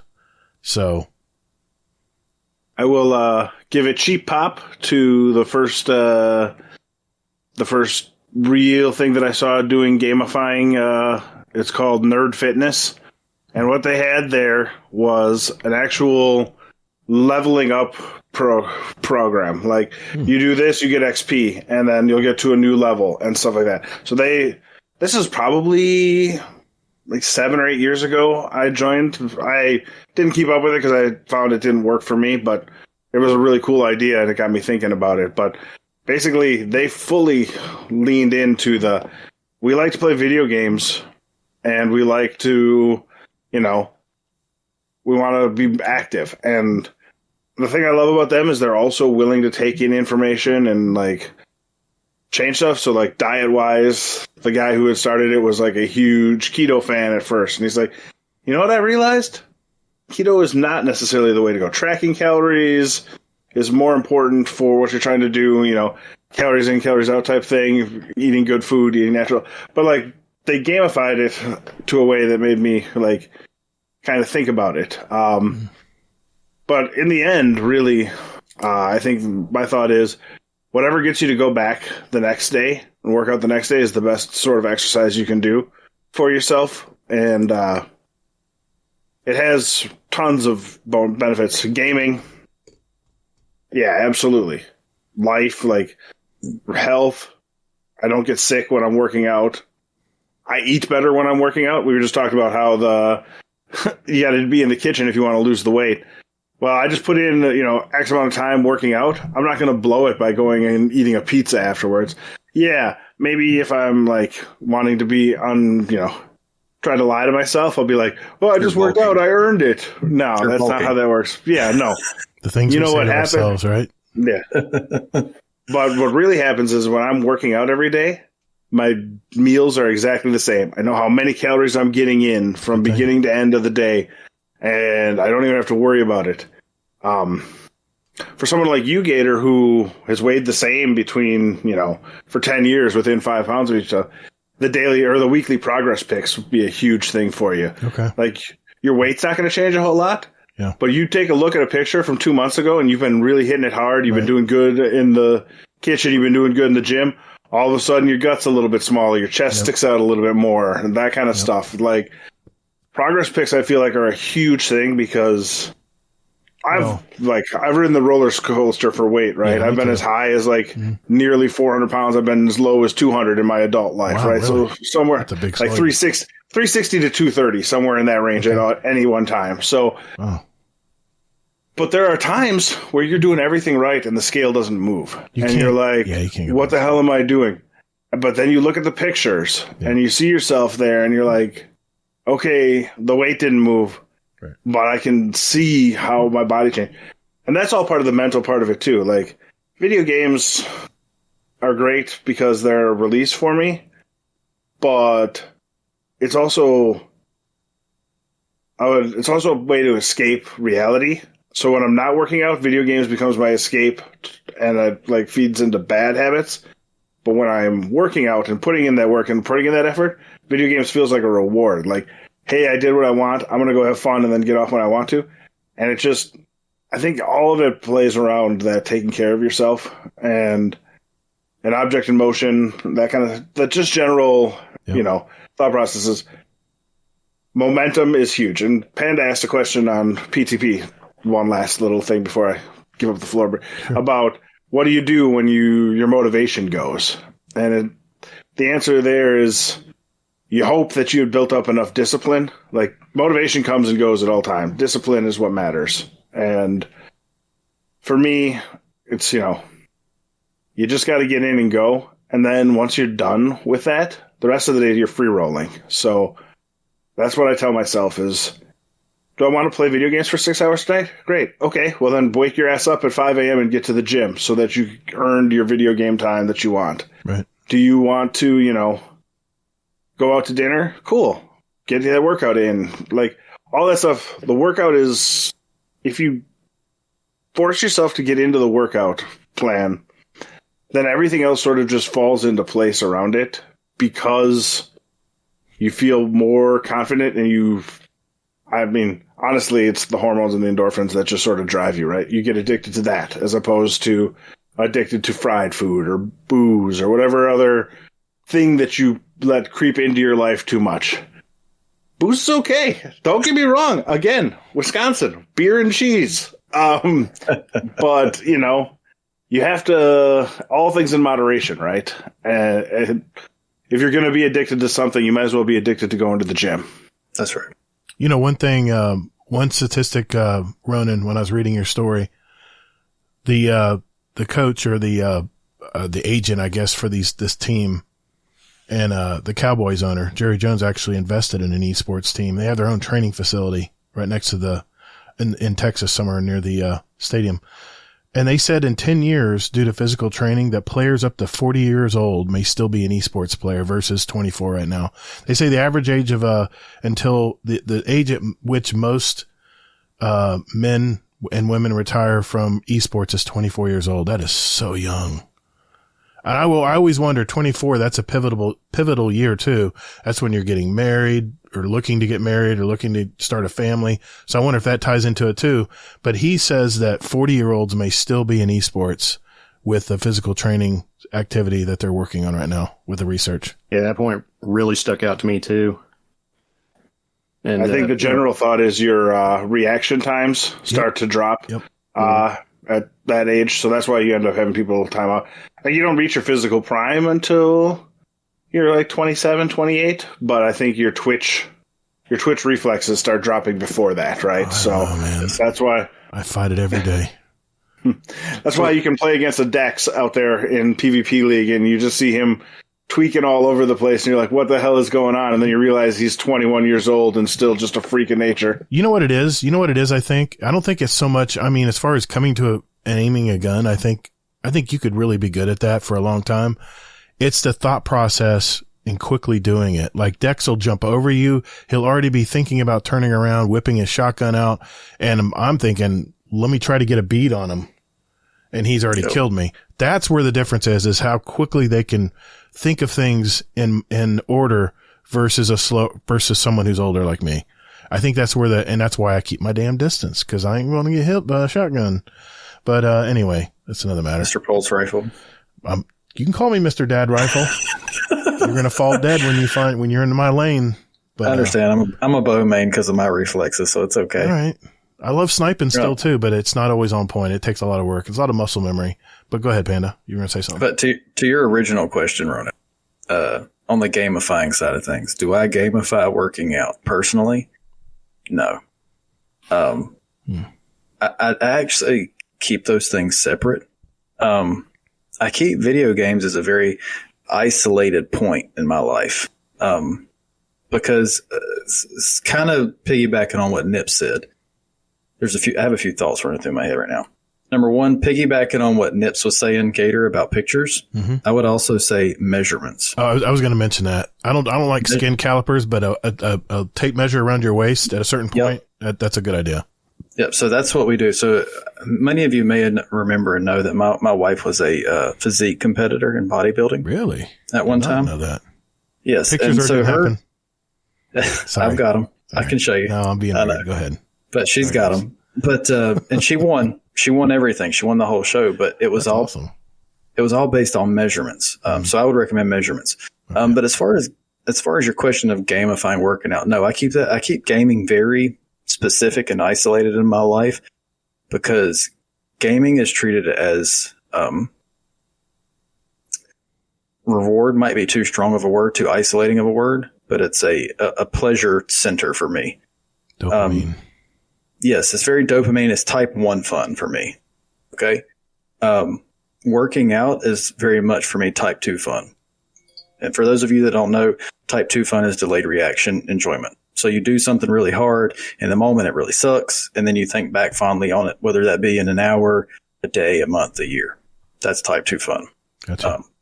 It's kind of like that camping trip that really sucked, but then you get to talk to all your buddies about it for years to come. That's type 2 fun. And that's what working out is. For me, when it comes to working out, even though it does benefit everything else in my life, I keep that very goal specific. I mean, and some people may call that gamifying. But to me, fitness is a point-to-point journey. Much like I said, I'm chasing 1,000 pounds. Nips is chasing 1,000 pounds. We're going point-to-point right now. Can you explain that? What do you mean? What makes it go up? So the 1,000 pounds is the combined total of your big three lifts: your squat, your bench, and your deadlift. Okay.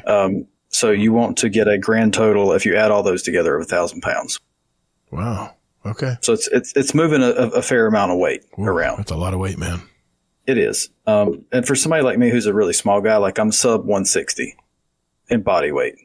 So for me, that's It's a hell of a lot harder than mine. I'm definitely, if we're doing a 100-yard dash, I'm starting at the 40. Yeah, he's at the 40. I'll be behind you, Nips. So we're trying to get there. But and some people may say that's gamifying it, having that, but to me, it's just I set a goal and I like to hit it. Right, like right now, I'm at almost 700 pounds. So I'm getting there. I got a really long way to go, but I will get there. But I don't need an app to make it a game, to give me an award, to give me an achievement. I don't need that. I have a notebook. I write down my workout in my notebook. My reward is seeing, okay, did I get my four? Or the way I do it is 6 sets of low reps right now. Mm-hmm. Did I get my 6 sets at 225 by 4 reps this week? Yeah, cool. The next workout routine, we're going to go up in weight. We're going to drop it down and we're going to build back up. Is that game fun? Let me tell you about my Division 1 spreadsheet on the armor sets I needed to get each night when I played in my notebook. I needed to get this and this and this that night. And I wasn't. No, but I think a notebook's a great thing to have too. But yeah, I'm just giving you a hard time. Yeah, but you know what I mean? Like pencil guy too. That's how I am. I write it down. I keep a notebook, but is it a game? Do you consider that a game? To me, it's just a goal. I don't consider it a game. It's hard, right? Because the game is the goal. I have a to-do list. And Ronan, yes and no. If I have a to-do list written on a legal pad, if I cross it out and it's been done, I will put win ! Next to it, and I'll put 50 points. Or I'll put 5 points. And if my goal is to hit 100 points every day, that's how I gamify getting things done. Yeah, I gamify everything, man. I have to. I don't know. Maybe it's, like I said, maybe it's the dopamine problem, you know? My son says I should quit telling everybody about the ADHD, so I just call it the dopamine problem. But, I'm late in life learning about it. I realize I've been playing at a disadvantage for a long time. And it makes sense why a lot of things I did when I was younger, it makes full sense now why I did it. So, but, Ronan, any final thoughts here, man, on your story before we move on? Yeah. So, one other just thing from the study that I saw, or it might have been one of the follow-up studies, but they took a look at the activity levels of, players in like the top 10% of performers. And really, the bottom 90% was your average cross-section of players, right? The physical activity level was, not anything, more or less than what you'd expect from just general player population. But yeah, among the top 10% of esports athletes, they found that physical activity levels and physical health, just whatever factors they can measure on there, were considerably higher. So, I mean, that too tells me there's something there that, like you guys had talked about, from several different angles, just how your body and your mind work together. And if you're neglecting one, then it can hurt the other. But if you're, stimulating both, then they're going to work in harmony. And, things like your information filtering, decision making, reflexes, those are going to be sharper. And, even if it's just your thumbs moving the joysticks, there is a benefit to that. And I thought that was pretty cool. But also kind of the more global thing that I liked about it is that, video games growing up for us, they went from not being mainstream to where they are now, which is mainstream. I mean, everybody's gaming. Everybody's gaming on, mobile devices. Your player base is, huge. I mean, it's more rare, I think, to find somebody who isn't playing some sort of video game in some fashion, rather than someone who is these days. And so with that, it's good to see that people are starting to pay attention to it from a lifestyle standpoint. How do we, first they're looking at, the big performers, because that's where the money is, right? That's where you're, just like with, any pro sports, how much of that has trickled down. There was, a football team, several decades ago that started looking at, how does your electrolyte and sugar balance, how do you restore hydration, that kind of thing. I don't know, Gator might know who this is, but they, we've started to see how that research, it starts in, the big entertainment and athletics, venues, but then it starts to get into the mainstream too for just everyday, athletes and players. And so seeing that attention being paid to gamers, I think is really a good thing, because it's getting serious attention now. It's not just looked at as a side hobby that, is kind of done in, opposition to living your life. It's not I forget what the term was they used in the study, but basically like something that takes away from time you could be physically active. They're starting to look at it now in a more holistic way, and I think that's great. Yeah, man, it was a great story, and that was in the that's actually that study was entered into the sports medicine book, right? Association. I can't remember the full name. It was in it's listed in that medical book, not the American online, medical, but it's a sports medical association. Yeah, they're online published journals. Mm-hmm. Yeah. Yeah. Great story, man. I love talking about physical activity because it's something I just get hyped just talking about it. I really do. I got on the treadmill tonight because I sat on my butt all day playing trials and prepping for the show. And I says, there's no way I'm going to do this podcast tonight without getting some exercise. So I jumped on the treadmill. It's been rainy and crappy all day today. And I was out my back porch with the lights on in the dark, doing my hit. So yeah. Thanks, Ronan. Great story. Thanks, Panda. Great story, sir. Let's stretch our legs a little bit here, and we're going to move over and talk about this week in Destiny.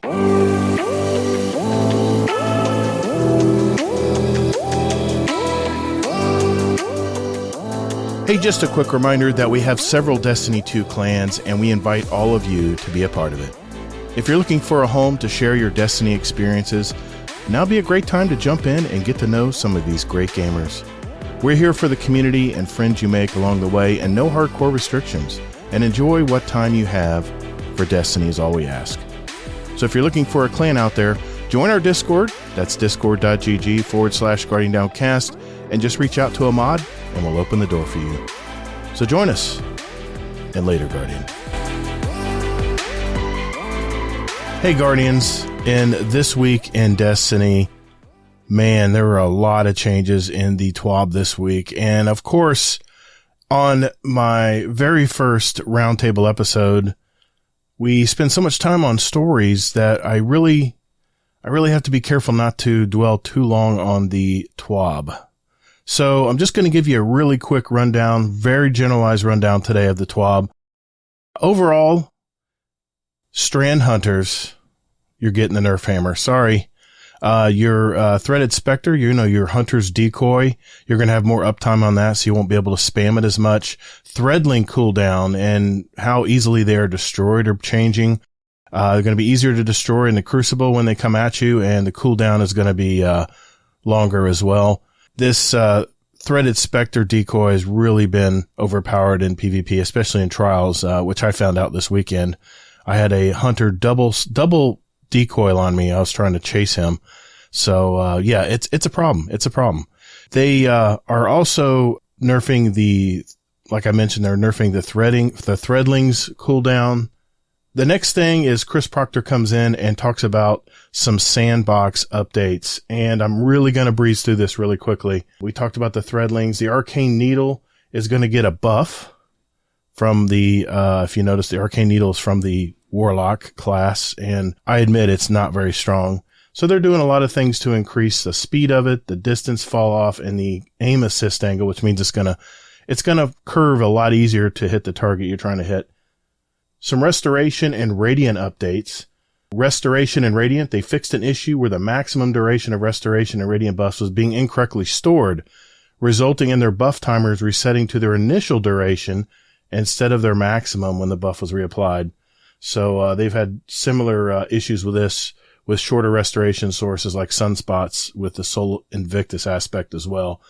The Ember of Mercy and the Ember of Empyrean are going to be affected here. It extends the current restoration duration by 2 seconds when a fire sprite is collected. The Ember of Empyrean increases the maximum duration extension from 12 to 15 seconds. And they, like I mentioned, they reworked the duration extension granted by each solar defeat.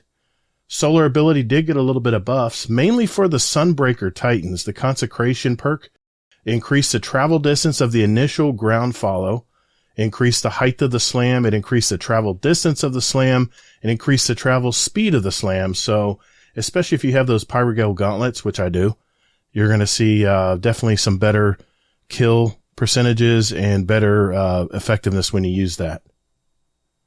Now to the weapons. Like I said, I'm really going to breeze through this pretty quickly because we have a lot to talk about on the show tonight. The bows are getting less aim assist at long range.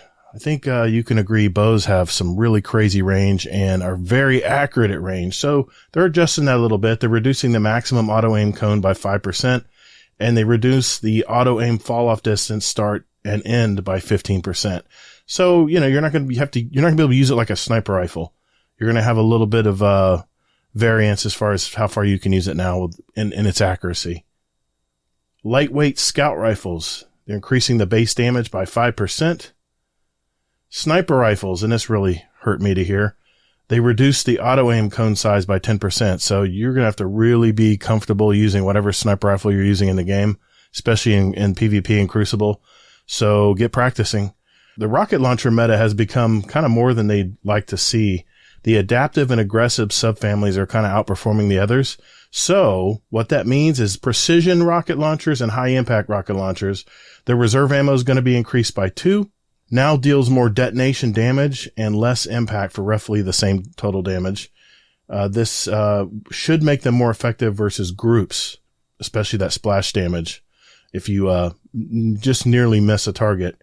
This affects also the exotic rocket launchers, Deathbringer, Gallahorn, and Truth. Good news. The heavy grenade launchers, they've been affected as well. They're going to get a change. The increased reserve ammo by a minimum of 6 rounds, a maximum of 10 rounds, depending on which grenade launcher you're using. They reduce the spike grenade's impact damage buff from 50 to 12.5%. So TLDR there is spike grenades aren't going to be so oppressive. You're going to be able to use other grenade type and perks on grenade launchers that will do just as much damage. Wave frame heavy grenade launchers increase damage by 20%, increase the wave width by 40%. Now this boggles my mind because I do not have a heavy grenade launcher. I'm sorry, I don't have a wave frame heavy grenade launcher. At least I looked in DIM. I can't find any that actually send out a wave of damage. I have plenty of energy ones, but correct me if I'm wrong here. Tell me in the feedback channel if I'm missing something here. Caster swords, they have reduced the heavy attack energy cost from 5 to 4, and they increased the heavy damage by 16%. That's good to hear. Vigilance wings going to have more of a deterministic recoil pattern, so I might actually pick that up and try that in the Crucible. The Vexamitha class is getting its ADS damage fall-off scaler increase from 1.5 to 1.7. Wish Enders, the True Sight, is broken in the Crucible. People just, with Oath Keepers on your hunters, you're just keeping it pulled and just getting total wall hacks the entire time you pull it back. Well, they're fixing that. They actually allow you to leave it or hold it. If you hold it longer than 3 seconds, you'll have to reactivate it to get the perk from that bow. So 3 seconds, that's all you got. Then you Then you got to come out of your aim and refocus the weapon, aim down the sight again. The Edge of Action glaive, it increased its damage resistance in PvE against all combatants except bosses to 85% and increased its damage resistance against bosses to 15%. Do you guys use any of these exotic glaives? Because I don't really use them. Let me know in the feedback channel. Manicore was a mess. Let's just face facts. I would get stuck airborne when the perk kicked in, and they're fixing a lot of that stuff. They have special reload animations that make it easier to disable the anti-grav thrusters. And with the catalyst, with Manicore Catalyst, while airborne, you will gain a void overshield and return ammo to the magazine. So we might give that another shot and see if it works.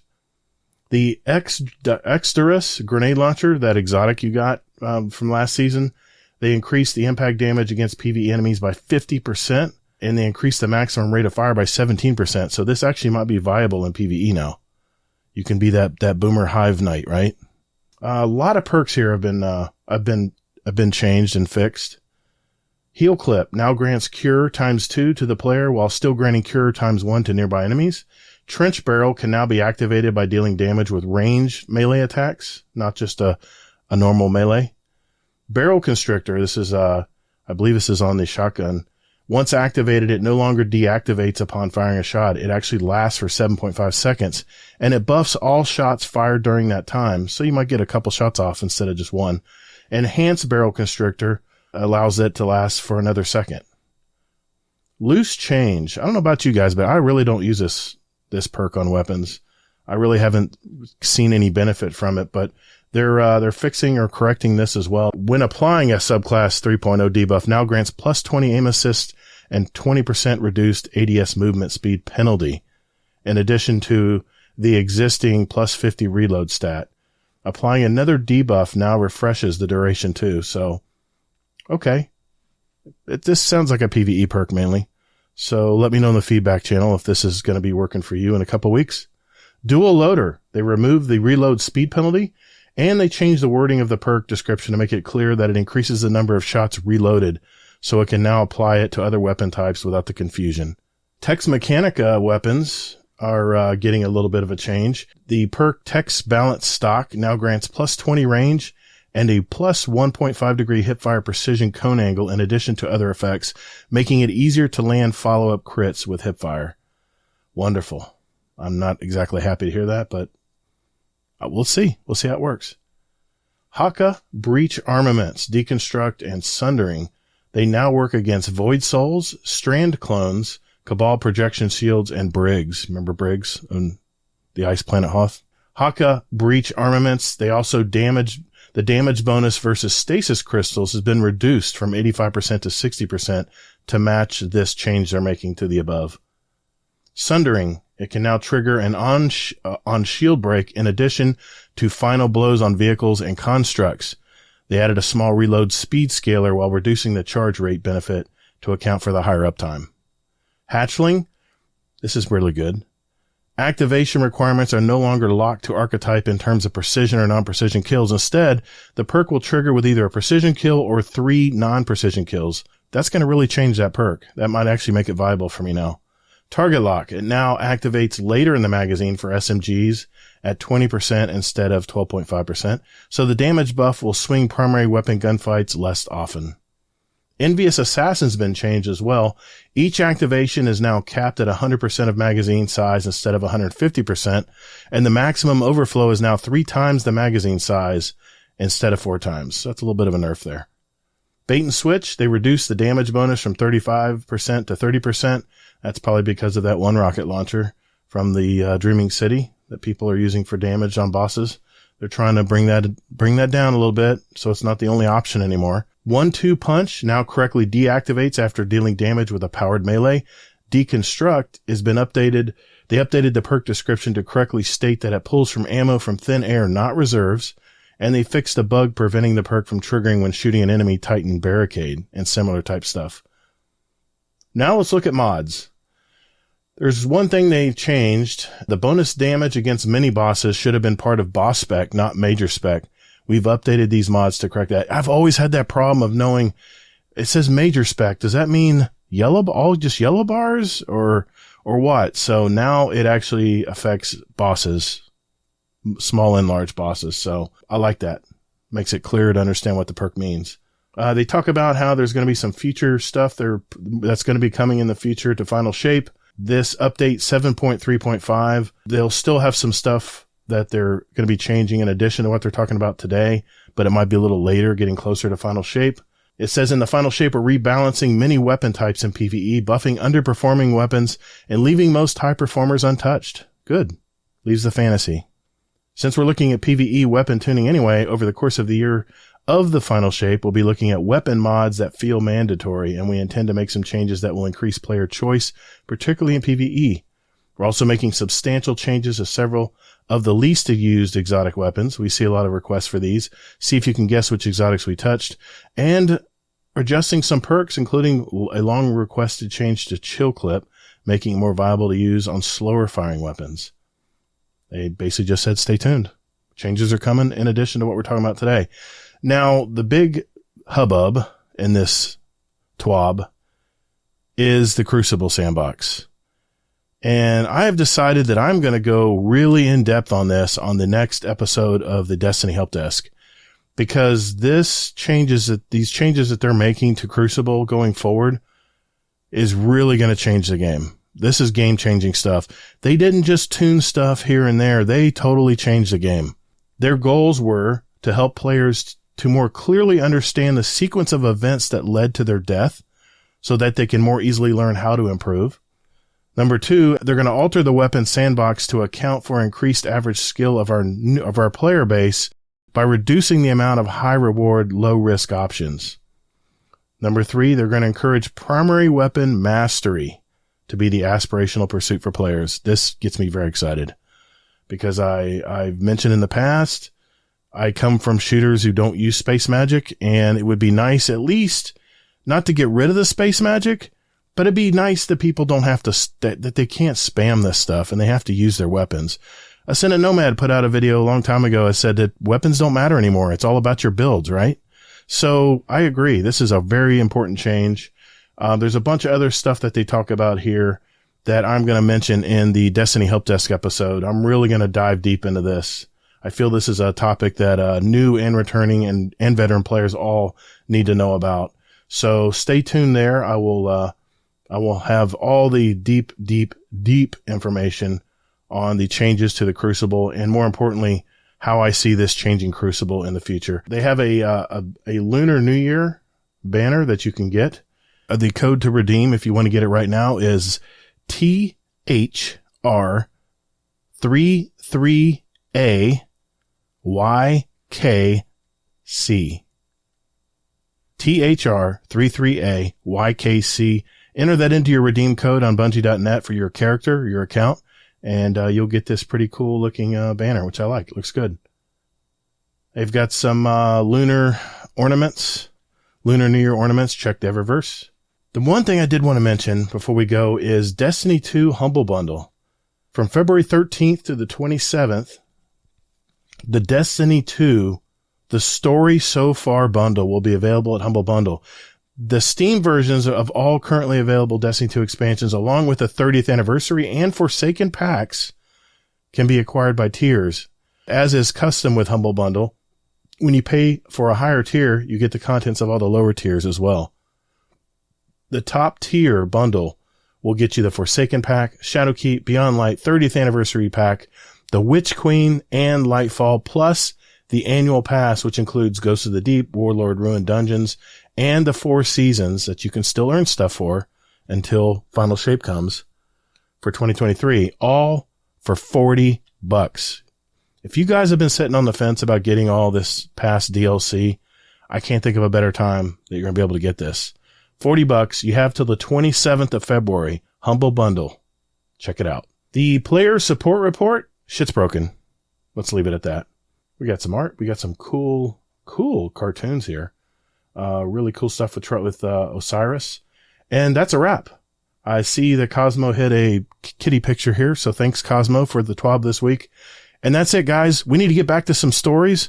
So thanks for listening. And let's get right back to the show.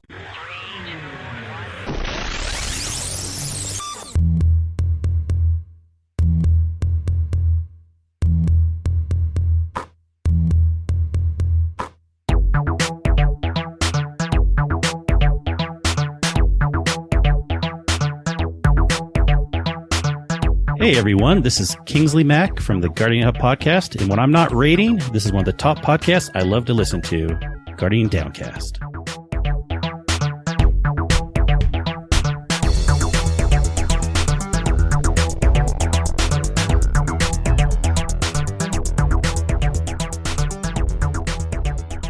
Well, hopefully you guys learned something from the This Week in Destiny this week. That was a double positive, whatever. But I hate to bring the show down, but I've got a story that's a little disturbing. And my topic for today is not from a news article. But it's from several distinct YouTube videos I just kind of stumbled upon.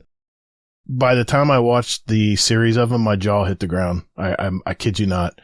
You'll see in a minute, but how all these videos that I'm talking about are related to each other. And if you do want to watch these videos, I'm going to put all these video links in our show description down below if you want to actually watch them for yourself and see. But an interesting statistic came up when I was watching this group of videos. According to these videos, 1 of every 3 players you game with in a public online lobby is a cheater, especially on PC. I know. I didn't believe it either. But if this is in fact an accurate representation of the online community, especially in first-person shooter games, it's going to be the demise of these games. If something isn't done that detects cheaters better in game. First, let's define what a cheater is, right? A cheater is someone that injects code into an online game to manipulate what we see on the screen. A cheater may be someone who manipulates the aim assist or targeting of weapons, maybe eliminates recoil direction, creates wall hacks where they can not only see the players on the screen through walls, but they can determine what their stats are, what direction they're facing, and even what weapon and how much ammo they have in real time on the screen. If you don't believe me, Google ESP and AI aimbots on Google. Did I say that twice? Never mind. But if you want to learn more about these cheats, it's very disturbing. Oh, and did I mention you can get it online just by joining a Discord and paying a few bucks for it? That's how easy it is to get these AI cheats. A cheater is someone that may be using a beneficial input device, a method, or in order to trick a console that they're using a controller when actually they're using a mouse and keyboard. Everybody knows about the Zims. We've heard that talk come up in Destiny lately. A cheater may be using a Cronus device that alters the inputs on controllers or eliminates recoil, maximizes aim assist, creates automatic or increased rate of fire on weapons that weren't designed by the developer to do these things in game. What's really scary about all these things that I mentioned here is that most anti-cheat programs out there cannot detect most of the things that I just mentioned. Some cheats cannot even be detected by the naked eye. Now that AI is more mainstream, cheat programs can even emulate human input to make it seem like a human is pressing the joysticks, buttons, or moving the mouse. Does this shit scare you? Because it scares me. What good is winning? I mean, this is what I don't understand. What good is winning a game when you weren't the one using the skill to do it? This boggles my mind. If I see myself improving in a PvP game, especially after playing it back, learning from my mistakes and seeing where I've made great strides, becoming more accurate or smarter in my play, then I feel like I've accomplished something and feel good about it. It's a sense of pride to me. But I wonder how someone who cheats at a game to go flawless in Trials of Osiris, for example, I wonder how they feel knowing it wasn't their skill that accomplished it. I think they either just blow it off as, hey man, bro, it's no big deal, or actually make money doing and using these cheats. But if there's something I learned long ago is that you can fool everyone around you, but you can never fool yourself. And unless you're a sociopath, this will eat at you. Hell, I've done stupid shit when I was younger that it still eats at me today. And I think ultimately, for cheaters out there that think it's no big deal, I think it's going to eat them up as well in time. All right, I'll get off my pulpit now. Here are some interesting facts I learned about cheats from these videos. Number 1, AI cheats. You don't need a capture card. You don't need a special device. You don't need a second PC. BattleEye will never see it. It's freely downloadable. Using remote play, it creates a remote play controller. All that's required is an internet connection. In these videos, 8 gamers that were working together on a project called Project Waldo, they did an experiment. they had these AI cheats installed, and they're playing Counter-Strike together in a single lobby by themselves. One of them would randomly get the cheat activated, and they tried to guess who had the cheat. They wanted to see if it was very obvious who was cheating. The result? Not one person guessed the right person that was cheating and using AI cheats. This was all conducted through, like I said, the Waldo project. There's a Discord link in the video, which I'll put the video links in the description down below. And there's a Discord link if you want to join the Discord and support the Waldo project. But these AI cheats are designed to have smoothing and look like natural human aiming. The one thing that is detectable is human behavior of those who have cheats in game. In other words, how they act in game when they have cheats. Like snapping right to a target that shouldn't be detectable in Tarkov, as an example. Running straight into a building and grabbing a bulletproof vest knowing nobody is around to threaten or detect them. So the key is detecting abnormal human activity in a game versus auto-aim, etc. when in a gunfight. They already have created an AI program that they claim has 99% accuracy of determining if someone is a cheater, and this program is called AnyBrain.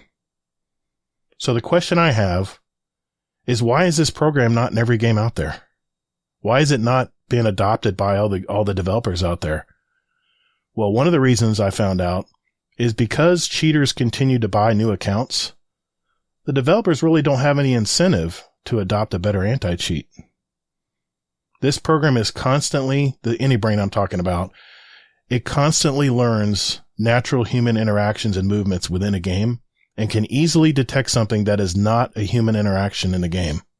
The good news is that this AnyBrain program, it's being utilized in some big online shooters right now, but under NDAs, they couldn't discuss which games it's actually in right now. They've so far determined accurately in these big games that up to 30% of players online are cheaters.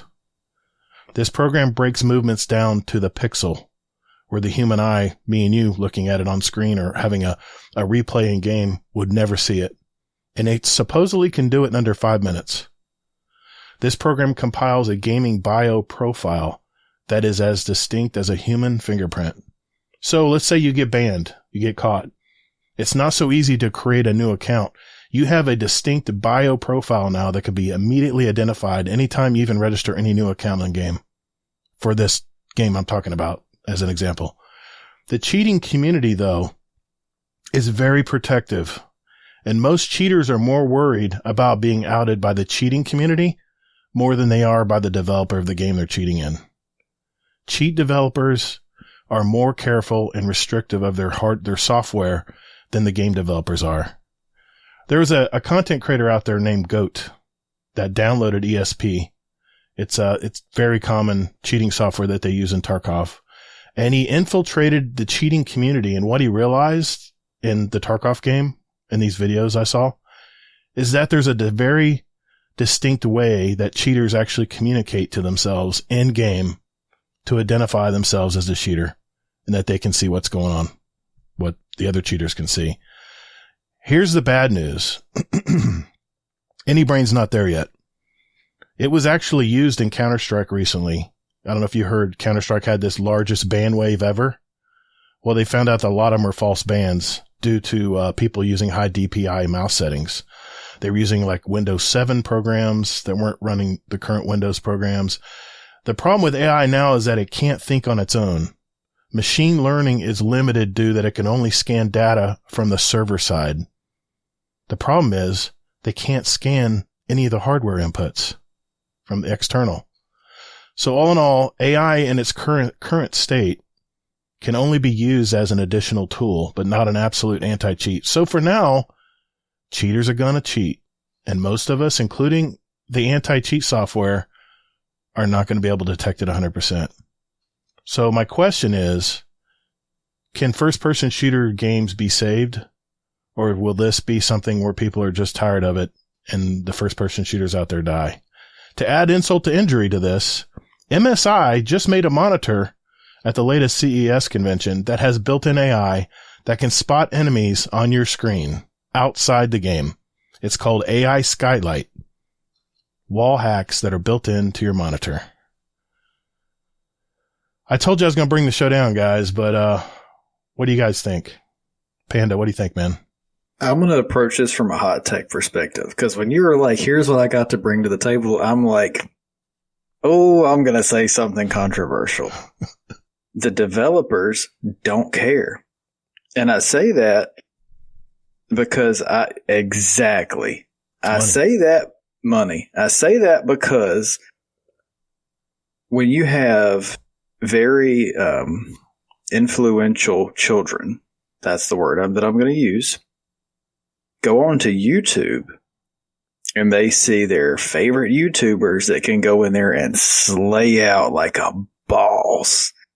I'm telling y'all, and we all know who we're talking about. Call of Duty is probably the main one that's riddled with it.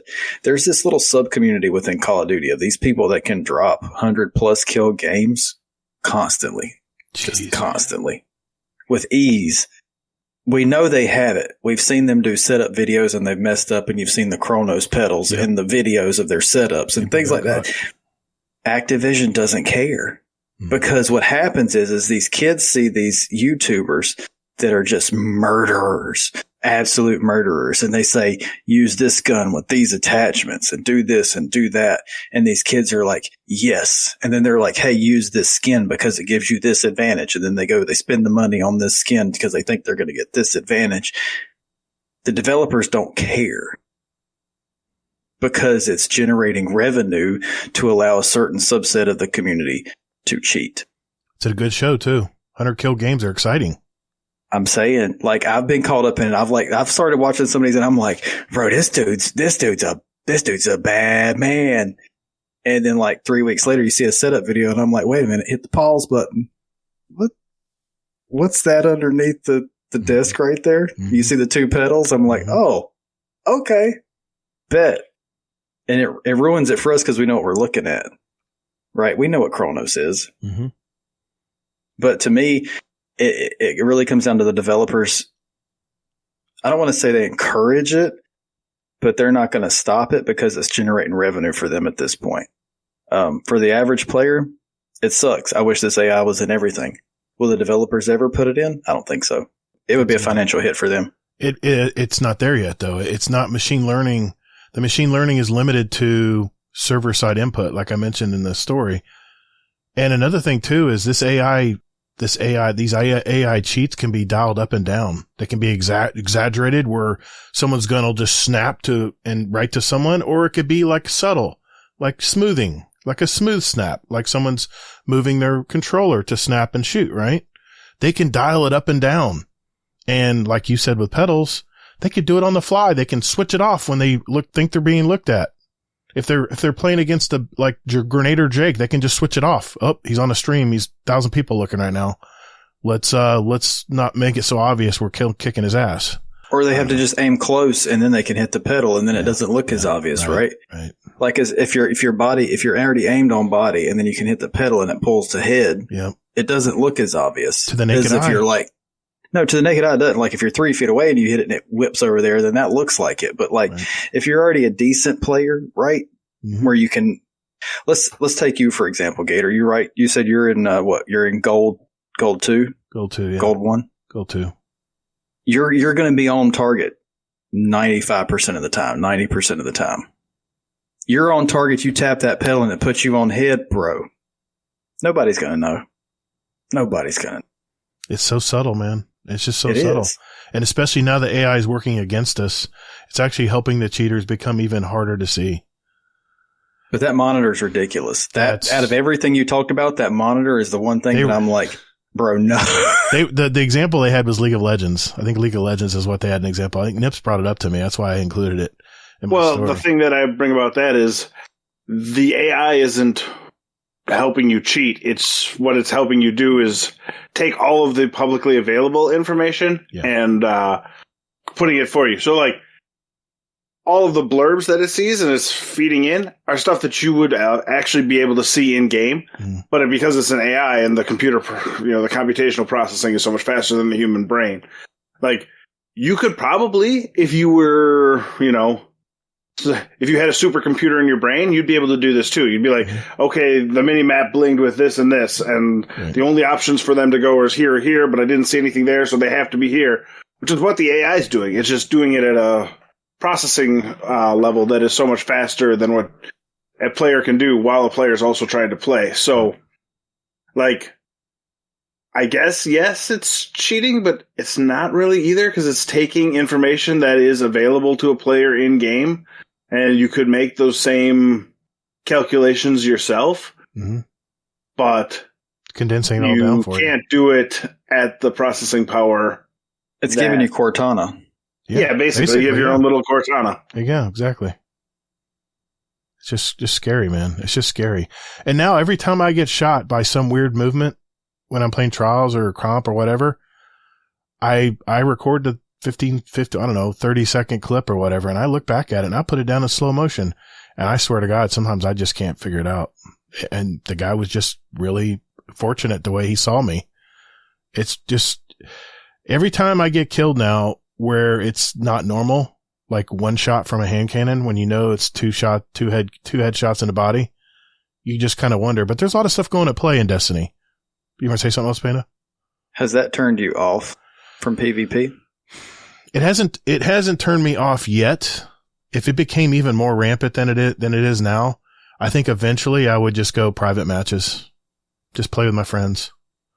It's unfortunate, or I would just play so passively that they would have to just chase me down. I don't know how, but it's disheartening, man. I just wonder what's the payoff. I guess if you're streaming, you're a streamer and you're making thousands of dollars a month because you're using these cheats, then there's the payoff.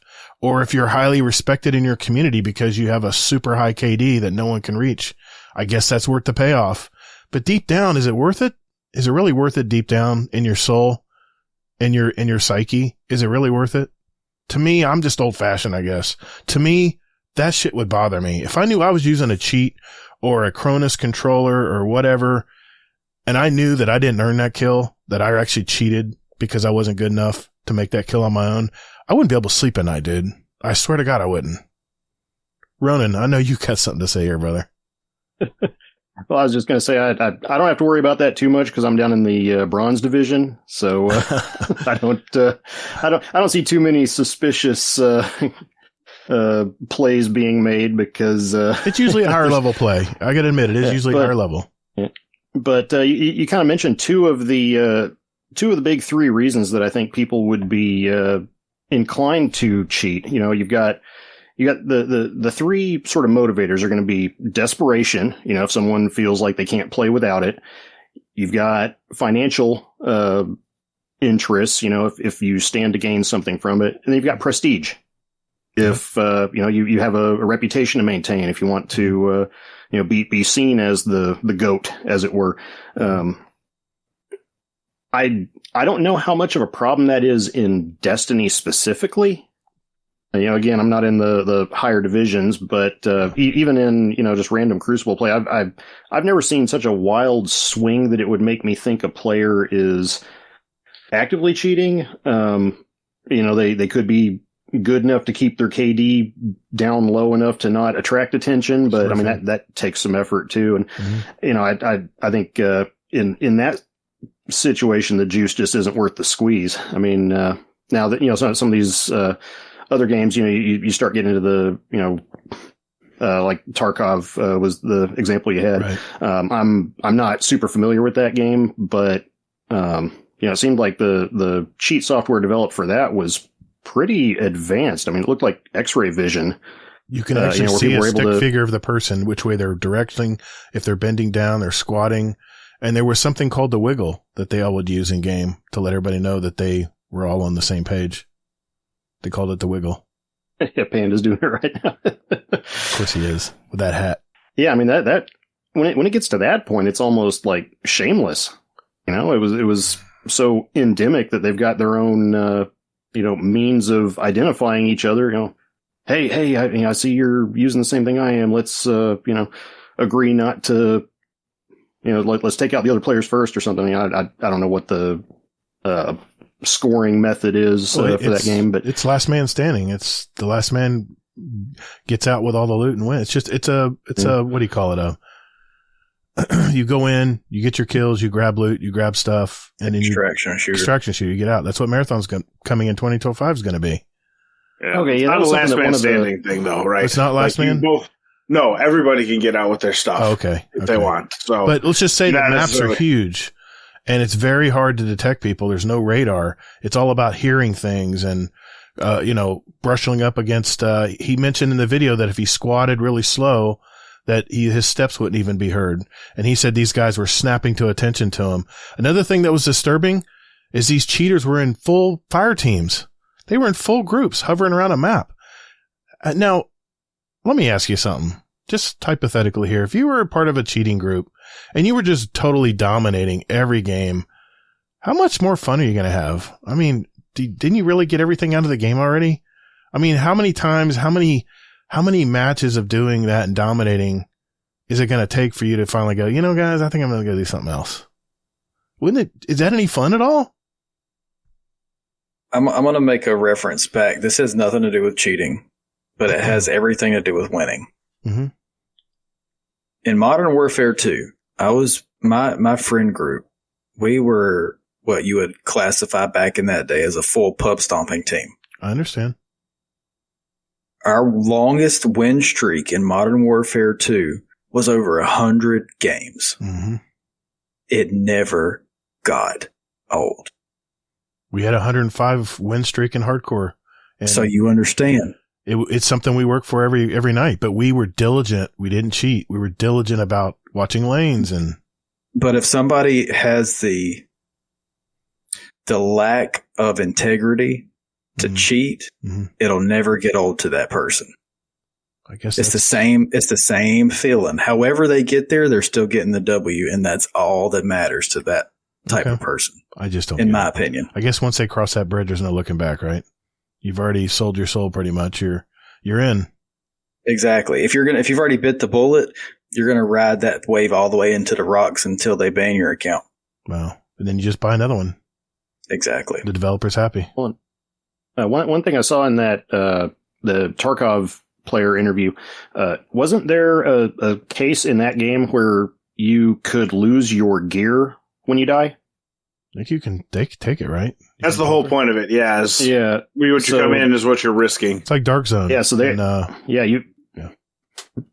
So there you've got your motivation right there. Just the desperation to hang on to the your kit. Whatever you've worked to earn. If you got a favorite weapon or higher tier piece of armor, or again, I don't know much about Tarkov, but I mean, right there, that is a big motivator, and people.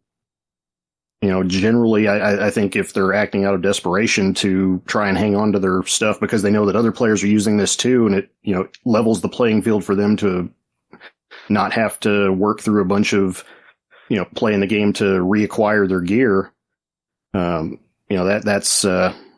could lend itself to that, whereas in Destiny, you play Crucible, but you go in with your gear, you leave with your gear, everything that you've got on you stays. There's no there's nothing to lose other than if you're in like comp divisions or something, maybe some of your glory points. So I guess the moral of the story is just stay in the lower ranks. You won't hit the high level players. I don't know what to say, man. It was just disturbing to watch these videos. It was just really disturbing, man.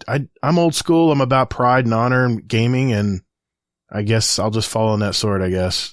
Going with that same here's my hot take on it, and you might actually get a kick out of this one, okay, or you'll be completely mortified.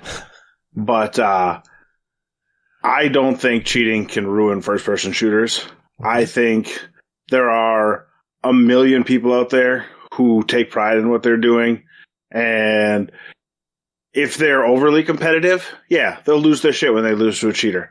But there are also a lot of people out there who are like, video games are fun. I'm playing. I'm working on getting myself better. I take pride in it. If I lose a game of Warzone to a cheater, whatever. Okay. So I lost the game. Whatever. I still played really well to get to the final spot. Like, if I'm playing a trials match and all of a sudden somebody has infinite rockets that they're launching at me from flying in the sky, okay, well, whatever. That wasn't meant to be. I'm not going flawless. I'm not going flawless anyways. My whole goal is to just play today better than I played last time. 1%. And, you know, it's the same with all first-person shooters for me. And it's not like AI and cheating software has been a problem for content creators. Back in Modern Warfare 2, do you guys remember the drama about Shaggy's 20-second nuke?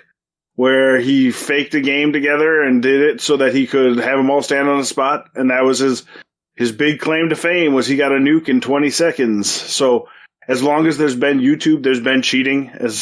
Sure, it makes it easier now that a computer will do it for you instead of having to get 10 of your friends together in a lobby and tell them not to shoot people so that they can get... Right. But honestly, fuck it. It doesn't affect me. My whole goal in life is to be able to enjoy my gaming sessions and care about what I'm doing and get my value out of it. If it tilts me, I'm turning it off and I'm going to go play something else. You know what? Look at it. If I get frustrated because I run into a cheater, there are plenty of single player games.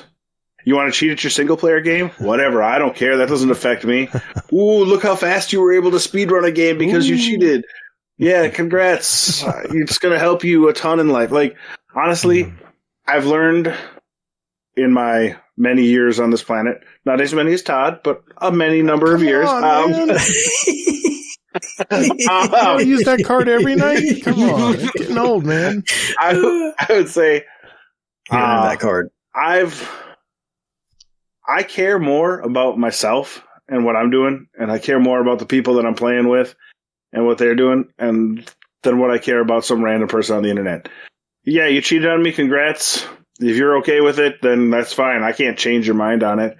I might cuss in the moment, but 10 seconds later, I'm not going to worry about it because I have people that I'm laughing about some stupid story they're telling about from their workday, or because my damn dog pulled the handle off of my chair and shoot at the shit. It's like, how did you even do that, dog? It's fucking metal. And he's like, whatever, I don't care. But like, this is what I'm saying is the general gist of it is, if you're going to let it ruin your gaming experience, then it's on the cheaters for cheating, right? I don't want to be victim blaming, like if you're the one who's... Yeah. But at the same time, it's a game. It's not real life. True. None of us here are paying our bills via video gaming. If somebody needs to cheat to pay their bills so they can feed their family, whatever, go for it. Like, if that's your thing, you know, I don't mind stealing bread from the mouth of decadence. Like, whatever, go for it. I heard that in a song somewhere. Yeah, you did. Now, all right, then let me give you a hypothetical then, Nips. What if 6 out of every 10 players, when you jumped online, had some kind of weird cheat where they could just go right to you and kill you? He's going to come play with me in a dungeon. I'll go play a different game. Like, honestly, it might kill an individual game. Like, that's why I'm worried. I think it's a high. I mean, one, it's a constant battle always, and the cheaters are always going to have an advantage over the cheat catchers. Mm-hmm. Your AI, you know, as it gets smarter, spoiler alert, the AI on the cheater side is going to get smarter faster, and it's going to be able to get around it. Yeah. You're never going to beat cheating. You might be able to knock down a wave for a week or two, and then they'll be back. Wow. There's even in zombies, right? They've patched so many times this tombstone glitch, and then the next day, people are dropping 100,000, 200,000 extra. They're like, we figured it out. I mean, it's always going to be there, and I've decided that I refuse to let that ruin my gaming experience, because my gaming experience is for me to de-stress. It's my relaxation.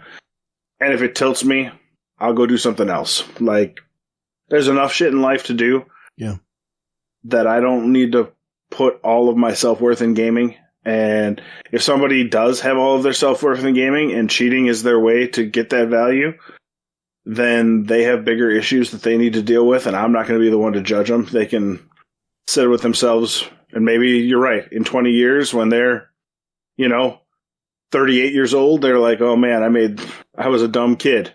Yeah. That's okay. My dumb kid things at 18 didn't involve cheating in video games, but there were plenty of them that I regret nowadays. Oh, yeah. So me too. Whatevs. Like, that's the nice part about being older, having disposable income. I'm not locked into any one thing, and single player experiences work perfectly fine for me if I need something to let off some steam. So would I rather people didn't cheat? Sure. Yeah. If they cheat, does it ruin my experience? Not really. Okay. Any final words, Ronan, Panda? Yeah, just to circle back briefly to, what we were talking about for my topic. You look at esports, for example. Is cheating an issue in... They've been caught. Have you heard of it being like a widespread issue, or are cheaters caught pretty quickly and efficiently in something that's more publicly visible? Plus, they get caught real quick once they get called up to the big leagues, right? Yeah, pros watching you, they know really quickly if something wasn't natural.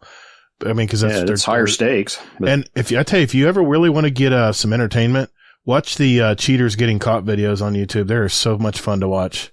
Especially you get these players who are streaming and forget to turn their wall hacks off, and the stream can see it. And then you hear them backpedal and give you all these excuses, and then they start crying and start,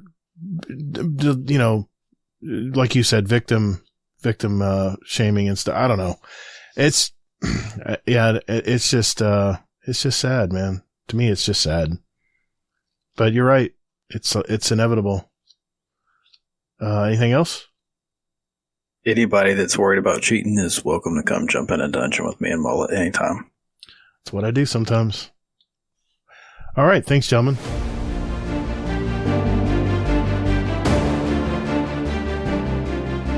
Hey, Guardians, would you like to give back to our community? If you received any value from today's podcast episode and would like to give back, head over to our website, GuardianDowncast.com, and select the Patreon button to see what extra perks and benefits you can get from the several tiers of membership available. If you would like to give a one-time donation, click on our PayPal button and follow the prompts. Our community runs on our membership, and we never accept outside sponsors or advertisers. We're Guardian Downcast. Your stories, your community, your destiny. We have our final topic of the roundtable tonight, and last and certainly not least, it's Mr. Admiral Nips. Mr. Nips, you have the floor, sir.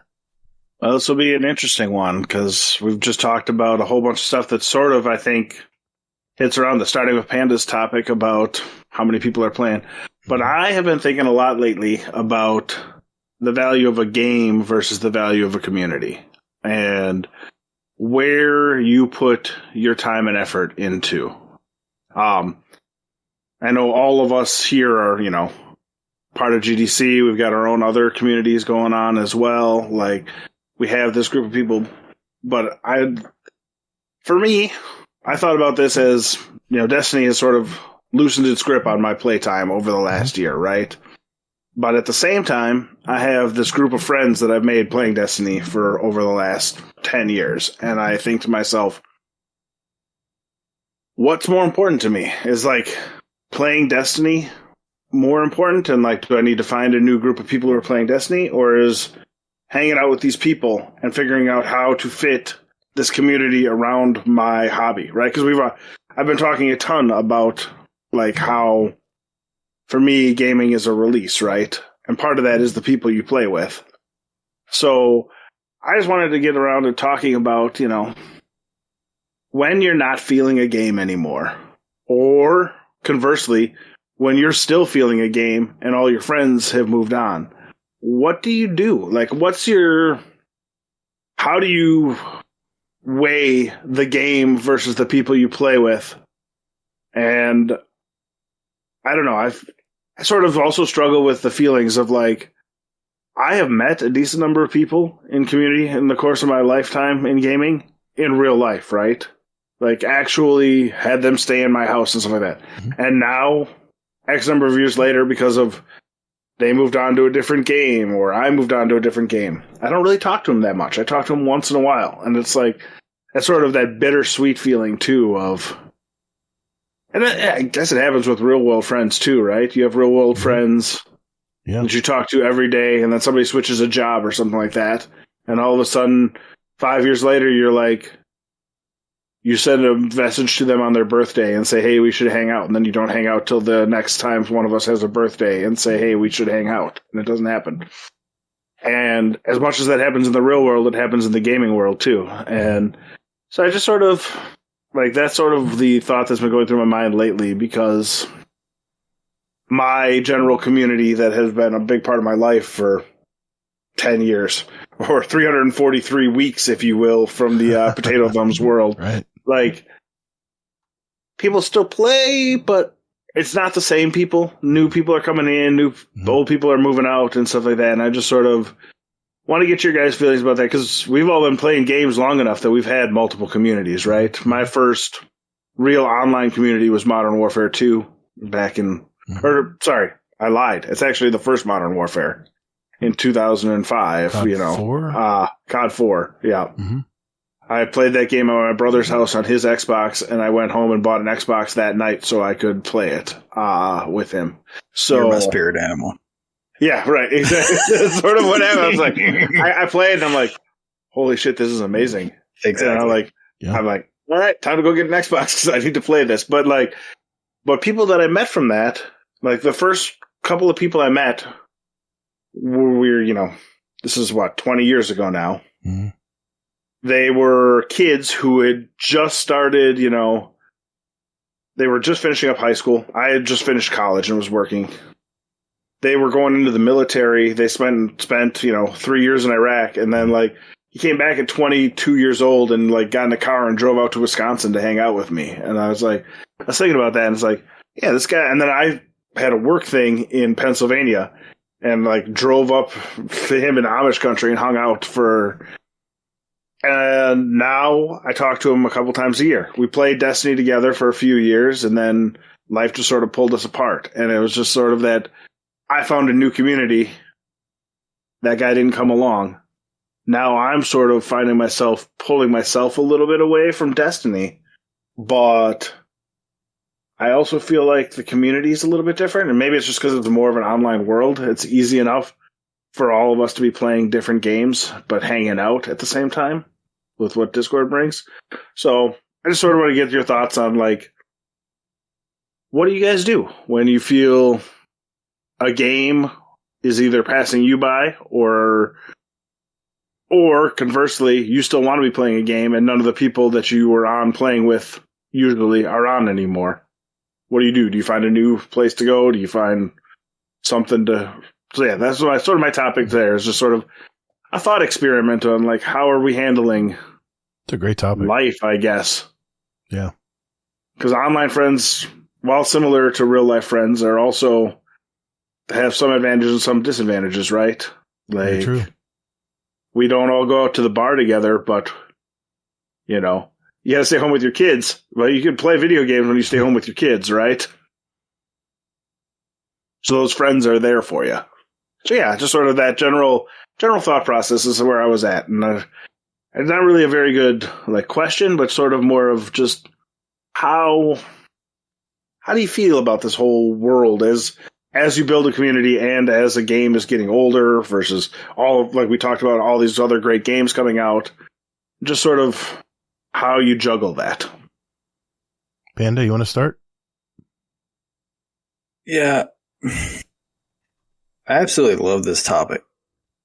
I think it's the best topic of the night. No offense to anybody else, but this is something that's on top of my mind as well, Nips. It is. My topic is kind of low tier compared to this right here. Hey, I'm a bitter old guy worried about cheaters. I mean, come on.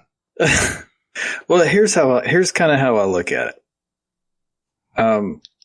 So my relationship with Nips is relatively new, even within the community of our community at large. Mm-hmm. My relationship with Nips really kind of started once Fluffy reached out and I came on their show 3 or 4 weeks ago now. Maybe a little bit longer than that, but it was this year, right? So yeah. So it's been within, I would say, the last 2 months. That's a fair statement. In that time, I've played one piece of Destiny content with Nips. We went through Warlord's Ruin together, which is fitting because I'm a dungeon guy. It's kind of what I'm known for within our community at large. But the entire rest of the time, every time I've played with Nips has been in Call of Duty. Monday nights, like once a week or once every other week, Fluffy will reach out, and we have a group chat with me and Fluffy and Nips, and Fluffy will be like, "Hey, we want to shoot zombies on Monday night." So it's kind of become like our Monday Night Football. It's Monday Night Zombies with Panda and the Potatoes. It's the Monday night at the bar, right? I'm telling you, and it's like, to Fluffy's credit, he usually is the one that sets it up. Every once in a while, I'll be like, "Hey, I want to go into Zone 3." And Rob's like, "All right, we'll go into Zone 3. Better get some guns.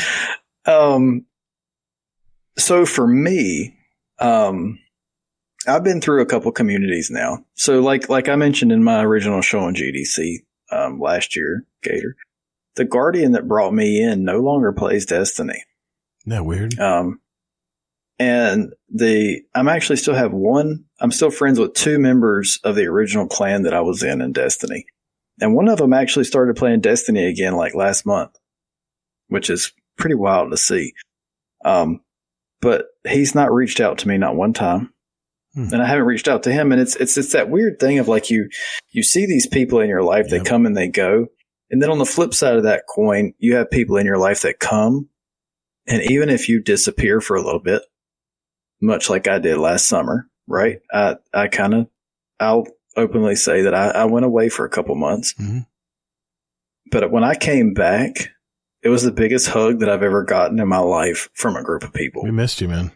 It was obvious. Hands down. It was the biggest hug I got. My Mafia boys, they're like, "Bro," I got so many DMs. It's like, "If you ever do that again, I will find you and I will kill you myself." I come back and Gator's like, "Hey, bro, what the hell? Don't do that again." Yeah. What the hell, man? But that's a testament to building real relationships and real friendships.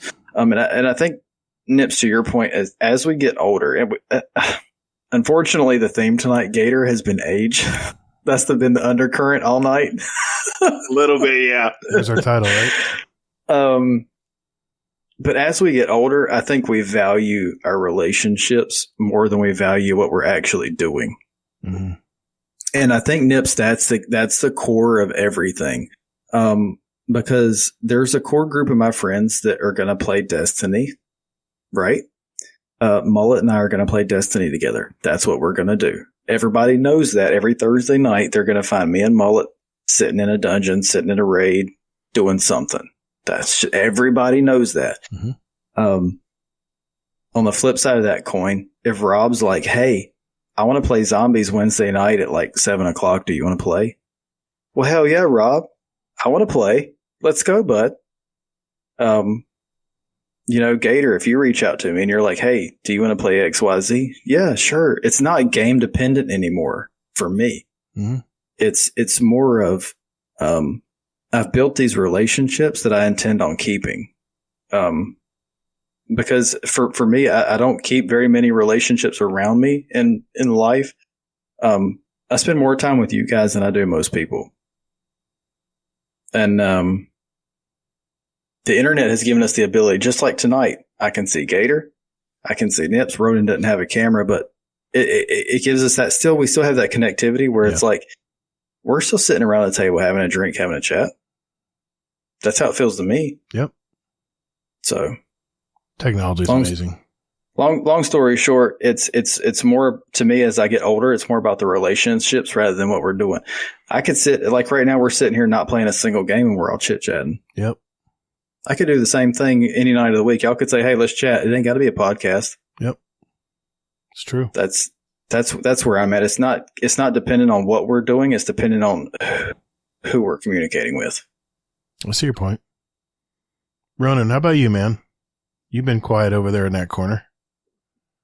Oh, yeah. I mean, I could totally piggyback on just about everything that Panda said. The community, it's friendships that have been built around the game. It's not friendships that are conditional to the game.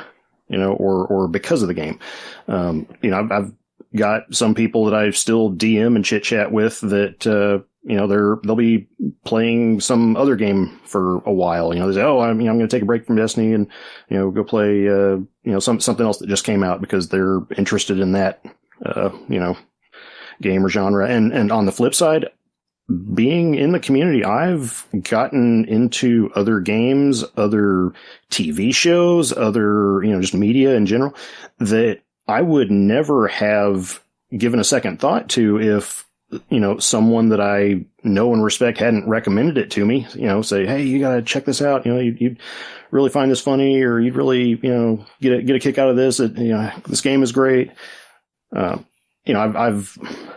had raids before where we waited 45 minutes before we started an encounter because we were just swapping recipes, talking about different, things outside of the game.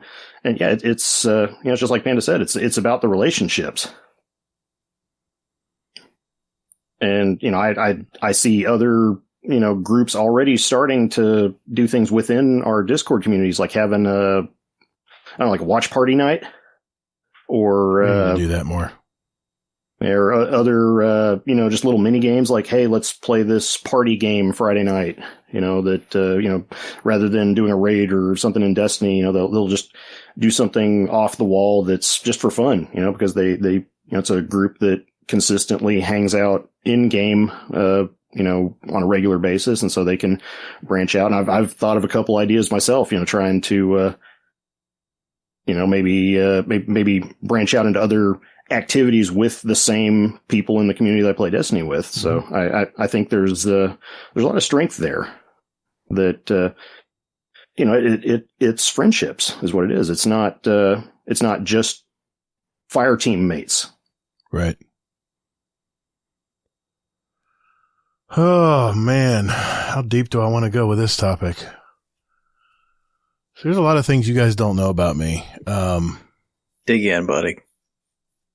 Well, I know you had a clan that you played video games with for a long time, and then came over to GD, created your Destiny world. I want that story, by the way. Can we have that story? Which story? Which story is that? The one about the forums? The one Nips brought up. You talking about the forum community I used to be a part of a long time ago? Yeah, break it down for us, bud. All right, well... the look on your face says you've got a lot to say on this. I got a lot to say, He's seen some shit. I know, that's what I'm saying. I want to hear that version. I got, diarrhea brain. It's just like it all wants to come out at once, and I'm trying to state this where it's not be just, I've always been a solitary person when it comes to playing video games. Always. Whether it was Mario, whether it was ColecoVision, even when I played PlayStation 1, PlayStation 2, the only person I ever gamed with was my wife, and we would play Metal Gear Solid 2, and she'd watch me play. She wouldn't even play. That was our entertainment back then. We didn't have any money, That was our streaming service. And then I like Nips, I played Call of Duty, Modern Warfare. My son bugged the shit out of me until I finally, COD 4. My son bugged the shit out of me because you know what I was doing before he bugged me to play online? I was playing Dynasty Warriors, man. I was by myself just hacking and slashing all these. I had so much fun hacking and slashing. It was literally just a button masher game, and it was great because you could do supers and spin the swords and trample them with a horse. And I was having fun, man. Life was good. But then my son made me play this game called Call of Duty 4. I dropped down in the middle of the map and I was like a lamb. I was like a sheep that had wandered from the herd. I literally stood in the middle of the map and said, how do I move my gun? How do I aim it? How do I shoot it? What am I doing? Why did I just throw a grenade? The usual stuff everyone goes through. And fast forward to Modern Warfare 2. I was in a full clan. It was a forum called the Adult Gaming Alliance. And a lot of you know Moonshine or Warcry or Jeff. He's been a long time buddy of mine. This is a testament to your point, Nips, that no matter what game you're playing, some of your friends will come along with you. And those are long-lasting relationships. And I have met Jeff and his family in real life as well as a lot of people in our Discord I've met personally. I was a moderator in a forum called the Adult Gaming Alliance where people played not just Call of Duty, but they played other games as well. But let's face it, Call of Duty was pretty much it. And I learned firsthand how to chat with people online. This was all new to me. There were actual channels where you could chat. You had your own little display card. It was wonderful. I was hooked.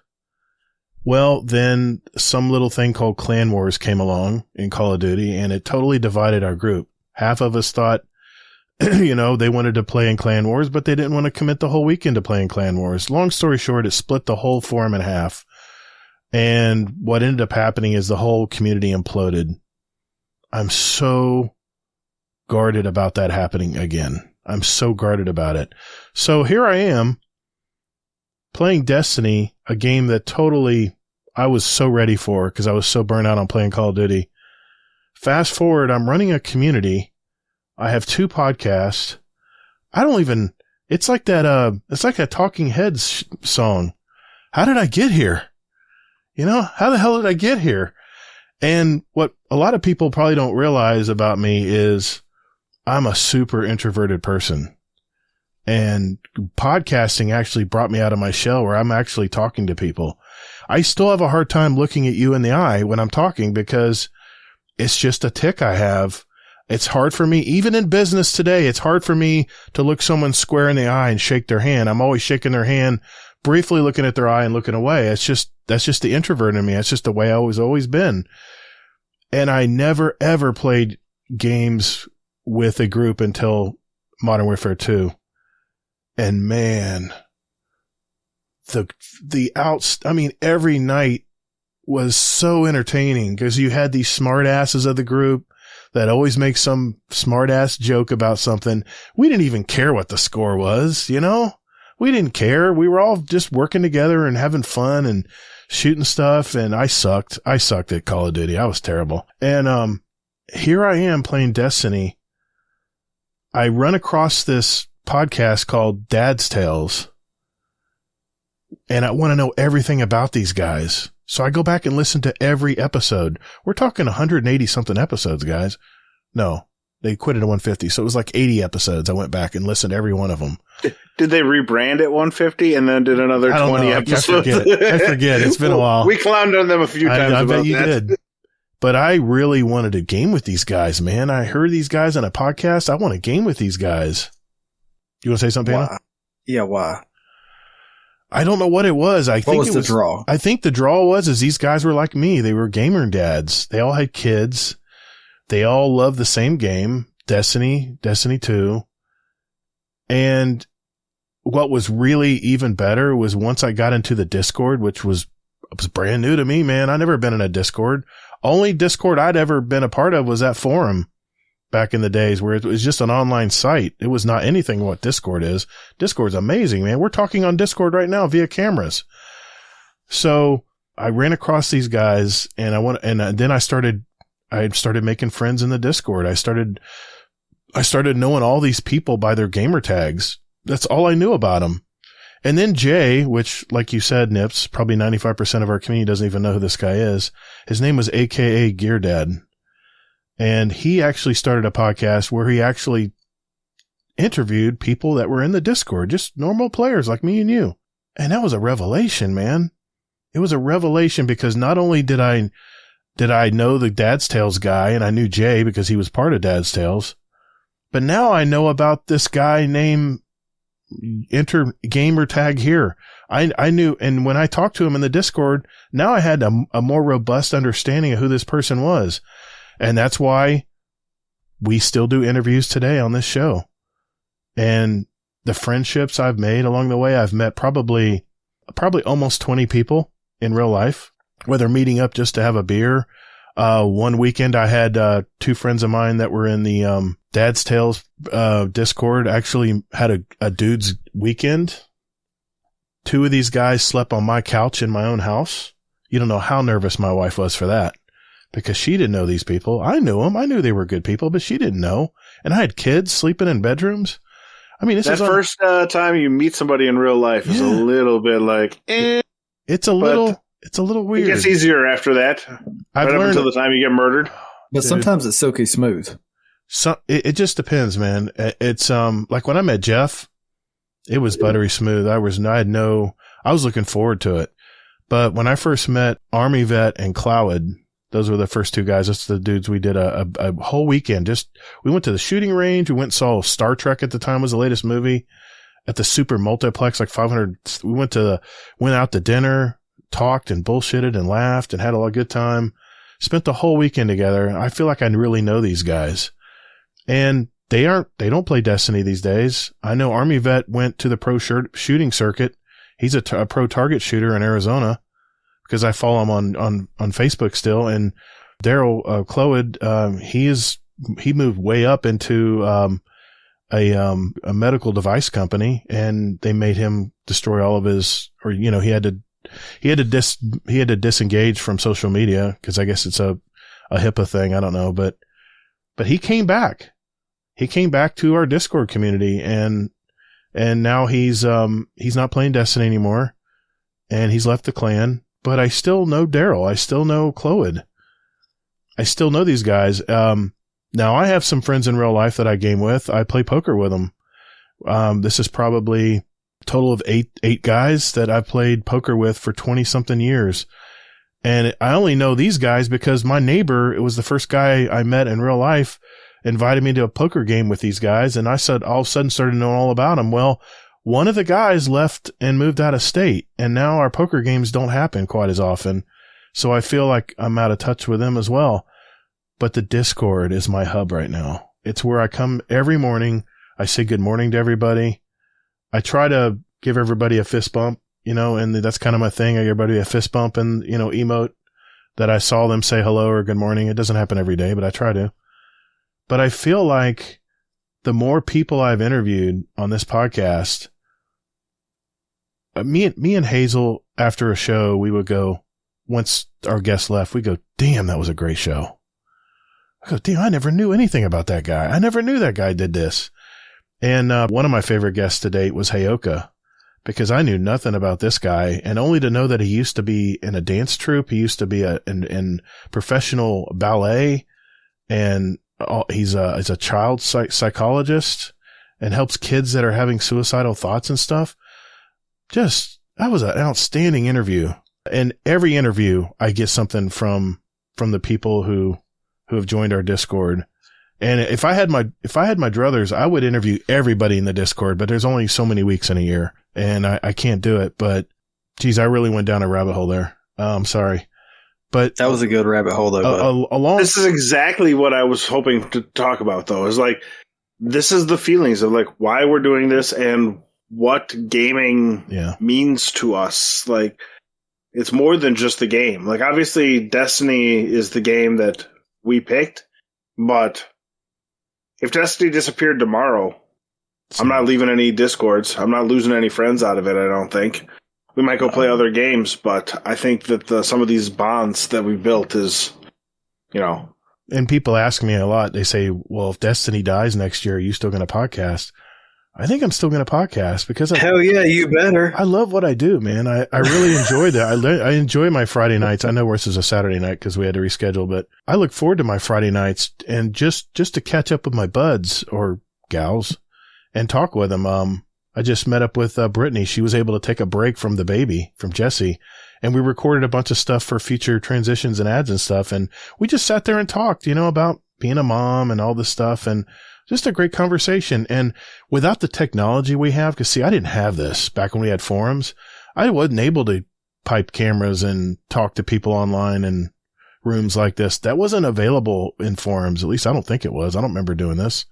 So I think the technology has helped as well. I think the fact that we can have a conversation either face to face via camera or just hearing each other in our earbuds in our ear, I think makes a big difference. But what the point I was trying to get to is I still have those introverted ways about me where like the other night I wanted to do a GM So I put a 100.io bot out there and I said, I need 2 killers to help me get through a GM. And it was corrupted. You know how hard that one is. But I wanted the Izumi sniper rifle and it was double drops. I mean, it was just, there were too many good things that could happen from it. Well, soccer immediately joined.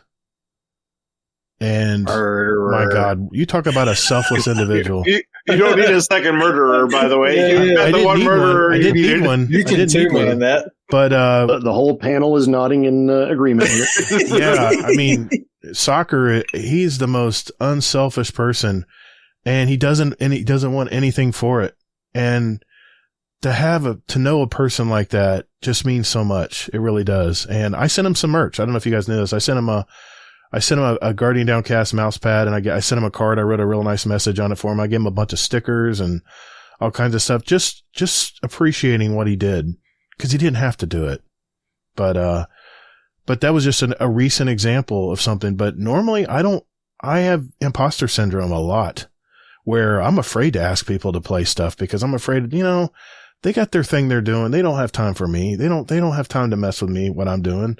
And it's still 139 episodes later, I still suffer from it where I don't think it's a big deal.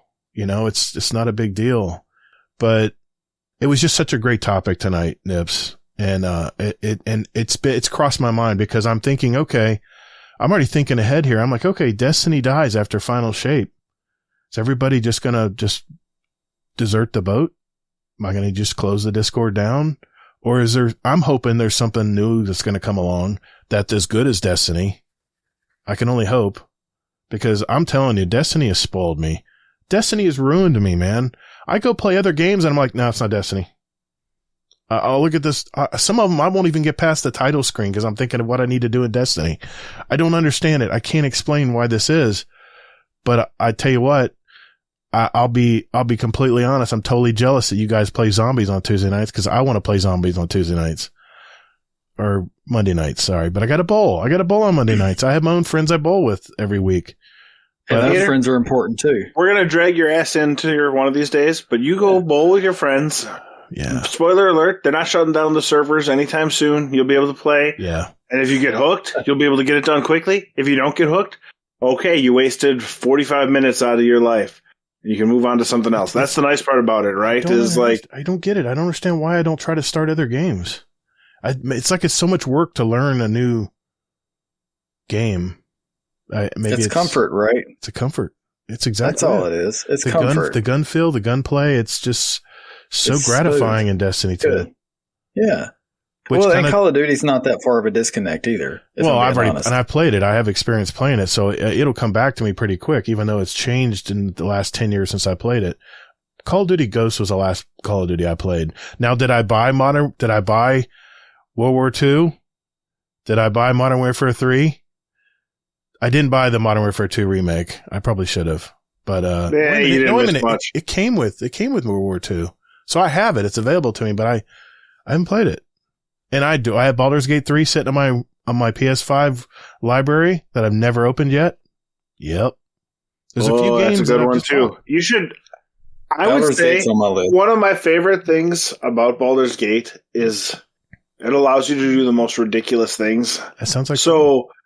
I have every Thursday night before we record our podcast. I sit down with Ben and Steve of formerly of Bads, right? Dead Ben Malone, Xanafan. Right, Xanafan. The three of us play every week. We've been playing for like 5 months, just a couple hours. That is awesome, man. And I was wondering that's my way to hang out with those. Yeah, they're living their lives. They both have kids now. What? Steve has kids. Yeah. Steve has a little kid, North. My God. Absolutely fantastic. But we go in and we decided at the beginning of this run, we were just going to be big dumb idiots. So none of us put anything into intelligence and wisdom stats. We just put it all into strength, and we've played it. We've role played it perfectly as we're just big dumb idiots. Anytime there's hey, what can you do? It's can I punch it? Yeah, let's try that. And that's how we played the entire time. So yeah, I think that's another game that's a perfect community game because you can just sit down and play with people that you just want to talk with and laugh. It's a couple hours And as long as you make your weekly session and keep doing it, it won't fall off. But as with all D&D things, once you start missing a couple of weeks, then the whole thing's doomed. So Yeah. I just got to find the time to get in, and it's pretty good. Remember, Dat Ben Malone was my very first solo interview. Hazel couldn't make it that night, and we had such a great time. Ben was so great that night. And then Steve sent me his wedding pictures.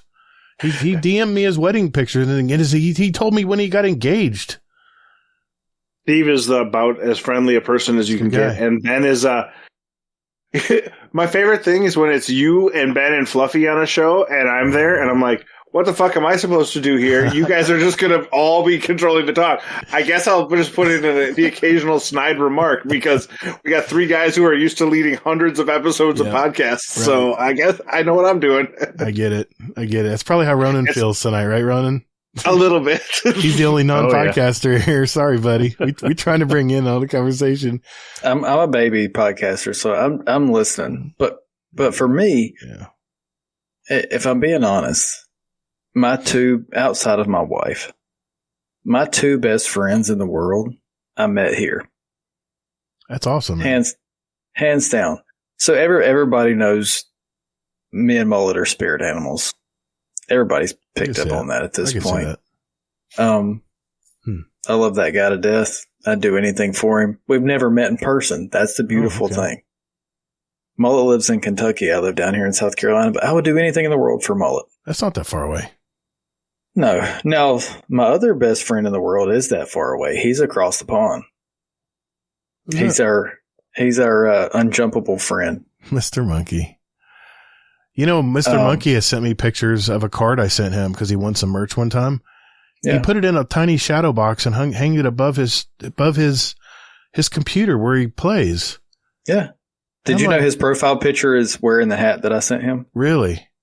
That hat that he's wearing, his profile picture, I sent him. My point being, it goes back to what Rob said, and I know we're kind of like waxing over the community, but I have literally in the last couple of years made the 2 best friends that I've ever made in my life at 40 years old, which is kind of weird, maybe. But in a digital age, like, Todd, you and I are pretty good friends. Yeah. We've had some pretty deep conversations behind the scenes. Yeah, we have. Nips, you and I have had some fairly good conversations within our group chat with Fluffy. Ronan, you and I have talked ad nauseum about builds and other things to do with life. Yeah. We've created this amalgamation of people that is a mixture of for me personally, my deepest friends that I've ever had, and some of the coolest acquaintances I've ever met in my life. Imagine when you interview them and learn about them. Bro, I'm working on it. I'm working on it. We have our first interview coming up this week. I know. I'm super excited. I heard. And I haven't had Copilot on my show either, so sorry to spoil it. Okay, no, you have not at all. So the fun fact about the Copilot coming on episode, nobody knows this. I'm going to spoil it right now. The guys are going to be mad at me because you come out Monday, we come out Thursday. Copilot is the silent partner of DPS. Copilot did our graphic design for our logo, and she is the one non-host that hangs out in the podcast ideas channel. That's called an executive producer. That's her. God bless Copilot. We love her to death. But I've met some of the coolest people in my life since I joined the Owl Sector 2 years ago. Mm-hmm. And I would not change it for the world. So Nips, to the whole big discussion at hand, Destiny can die for all I care. You guys, I'll keep y'all around for a little while. I don't see us going anywhere. Nope. You guys have to tolerate me for a little while longer. God help us all. Yes, God help us all. Nips, it was your story, sir. You have the final words. I was just going to say, for all things told, I think that being a gamer and having this online community helped me get through 2020, 2021 better than I would have if I was a non-gamer. And coming out on the other side of COVID, I have plans this year to meet up with friends in Atlanta, in Albuquerque, Chicago, Minnesota. Basically, the whole country has now become available to me to go meet people that I know because of video games. So Doesn't matter the game. The community is always more important to me. Play whatever you want to play that you're having fun with. Just make sure you're there and you have people that you're talking with. It helps introverts like me be out there without actually having to deal with the face-to-face stuff. And it's absolutely just, it's the best feeling in the world to know that you have people who have your back. It is. We've had some deep conversations as well, Nips. I was having some crisis issues. You were a good friend to listen to me and hear me out. Good times. Well, not good times, but crucial times. Defining times. And I will say this.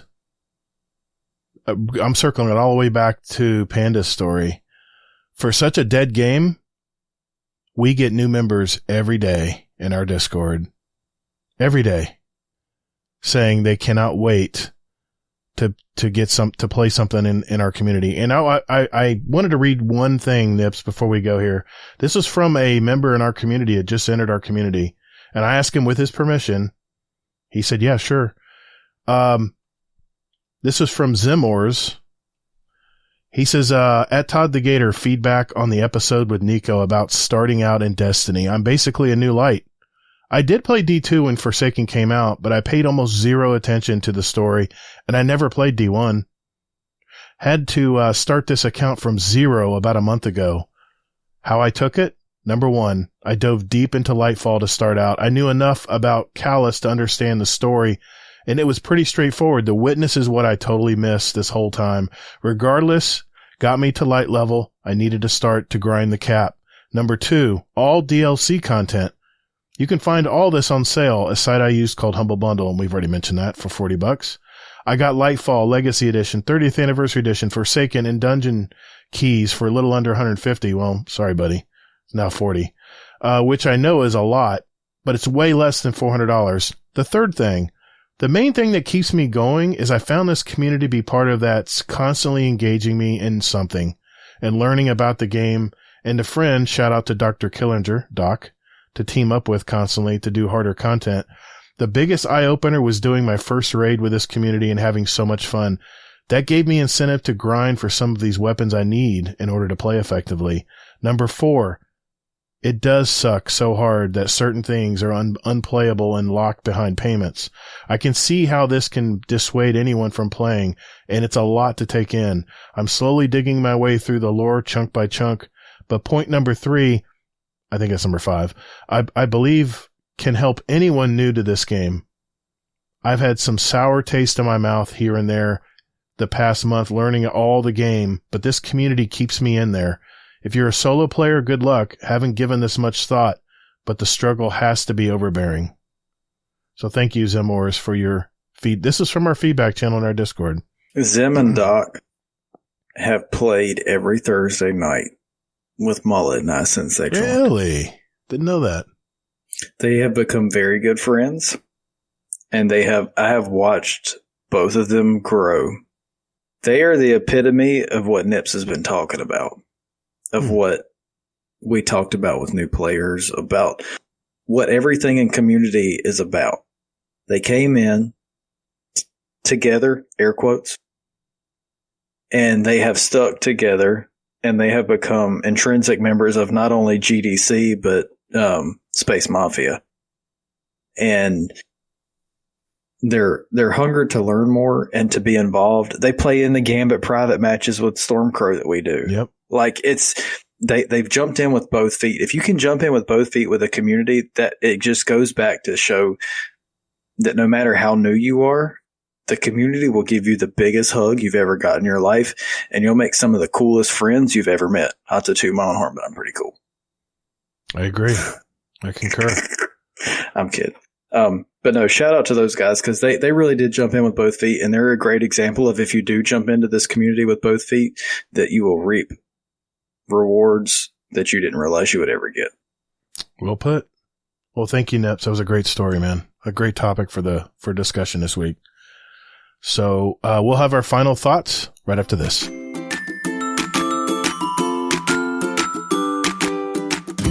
Hey, Gator. If I was to send a question for the show, where would I need to go? Wow, great question, Native. Can't believe you thought of that. You can send us a question for the show in our Discord at discord.gg/Guardian Downcast and enter it in our podcast questions channel. Or they can email us at guardiandowncast@gmail.com, or what I really like are those voicemails. So just go to guardiandowncast.com, that's our website, and hit that send voicemail button at the very top or the very right side of the page. Believe me, you can't miss it. Wow, Gator, there are so many awesome ways to send questions to the show. Thanks, Native. It's that easy.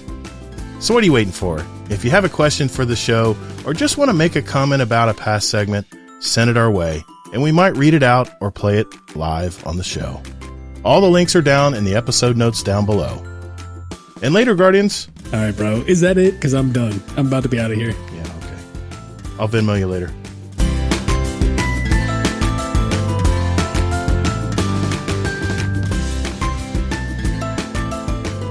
All right, before we go, final thoughts, and with the enormous, my lord, of all the weeks to have an express TWAB, we have this enormous drop of information, but I just want to quickly, you guys have already heard the TWAB earlier in the show that I talked about, but I wanted to go around the horn here, just briefly, what each of you have taken from the Crucible changes coming, the nerfs to certain things, just overall what you guys think of the TWAB this week. I just wanted to touch on it.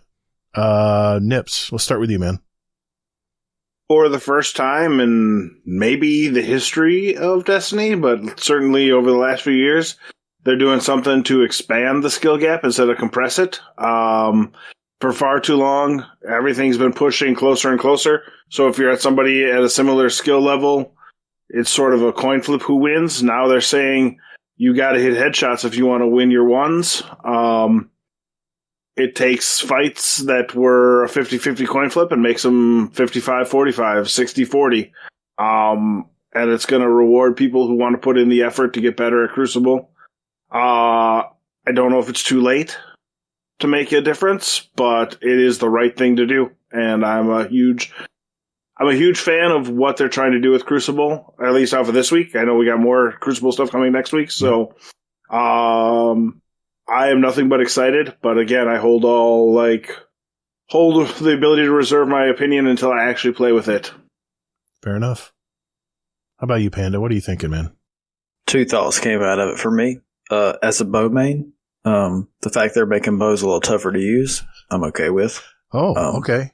Thought you'd be upset. They're actually, well, they're a little easy to use. If I'm being honest, the aim assist is very high. So the fact that they're pulling the aim assist back and the cone down, I'm okay with. I'm super excited that they're nerfing Wish Ender. Thank you, God. I don't use Wish Ender in Crucible, to be fair. I may pull out Monarch every once in a while. Hey, I've been known to do it, especially if they're using it. But Wish Ender, no. The fact that you can pull back and have permanent wall hacks with Oathkeepers is a little stupid. Yeah. The other thing that I'm excited about is the nerf to Threadlings. Threadlings are way overpowered and a big nuisance. So the nerf to Threadlings is pretty high on the list. But those two things are what I'm most excited about. Okay. Ronan, I'll go to you, man. What did you get out of the TWAB this week?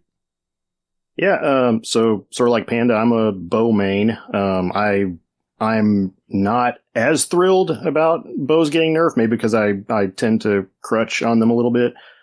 The Wish Ender change, I don't think that's going to be too much of an issue. I've never actually tried to use the permanent True Sight trick with Oathkeepers. So if they're dropping that down to 3 seconds, that really feels like more time than I've had to have it active. So I think for players like me, that's going to be kind of a wash. The weapon tuning, the health changes, I think that's actually a really good thing. It's rebalancing and it's making things a little more competitive, especially with primaries. The changes they're making to the special ammo economy, especially, that's going to be kind of a game changer because people are going to be banking their special ammo for the last minutes of the match or the last round. And that's when you're going to start to see some of the big plays happening. I think that's going to kind of turn up the excitement factor as well.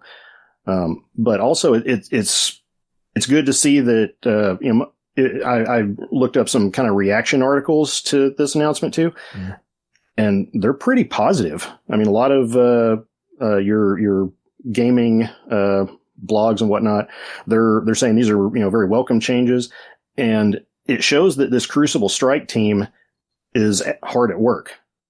They're making. I mean, they're not gonna crank out a new map in a month.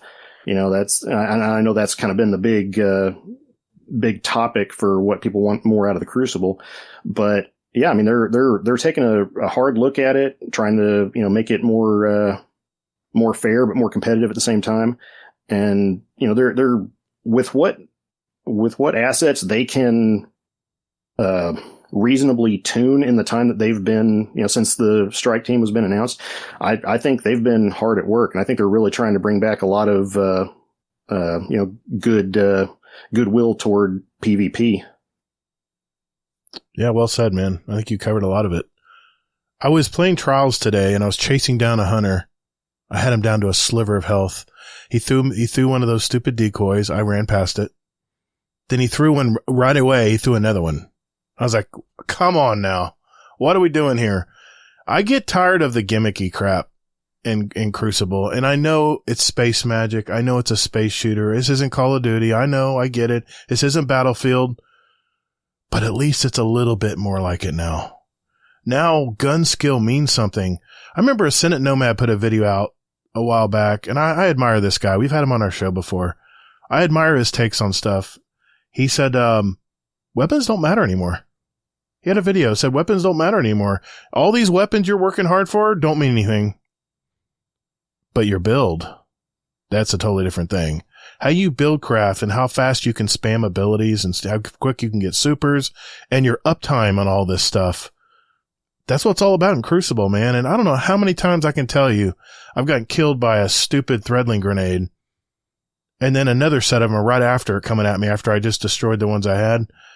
It was irritating as hell. But I think Bungie is setting the table.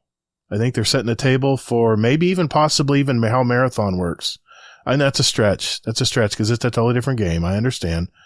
But I think Bungie is putting their foot down and saying, listen, this is the way Crucible's going to be in the future. And yes, people that really have really good gun skill are going to really be a lot better. But guess what? Now you can tangibly go into a patrol, find out the recoil pattern on your weapon, and actually go into Crucible and actually use your goddamn weapon. Excuse my French. I'm going to have to bleep that. To kill people and not worry about 5 million grenades coming at you or someone sliding with a shotgun other than that first round. So I actually, this is going to be the topic of discussion in the next Destiny Help Desk, the future of Crucible. I have a lot of thoughts on this, but just from tonight, I just wanted to share immediately what I thought. And I went over the TWAB earlier, so you kind of know what's going on. But thanks, guys. I just want to get your final thoughts on this. I felt it was too important we didn't just brush over it because I know you guys had something to say about it. So thank you very much for coming on the show tonight. This has been a dream of mine. I have actually wanted to do a roundtable type podcast before I even found Dad's Tales. That's how long ago I've always wanted to do a roundtable podcast. And this is something if it works out and you guys really like it, this is something I might offer like once a month. So I need your feedback in our Discord, whether you like this format of show.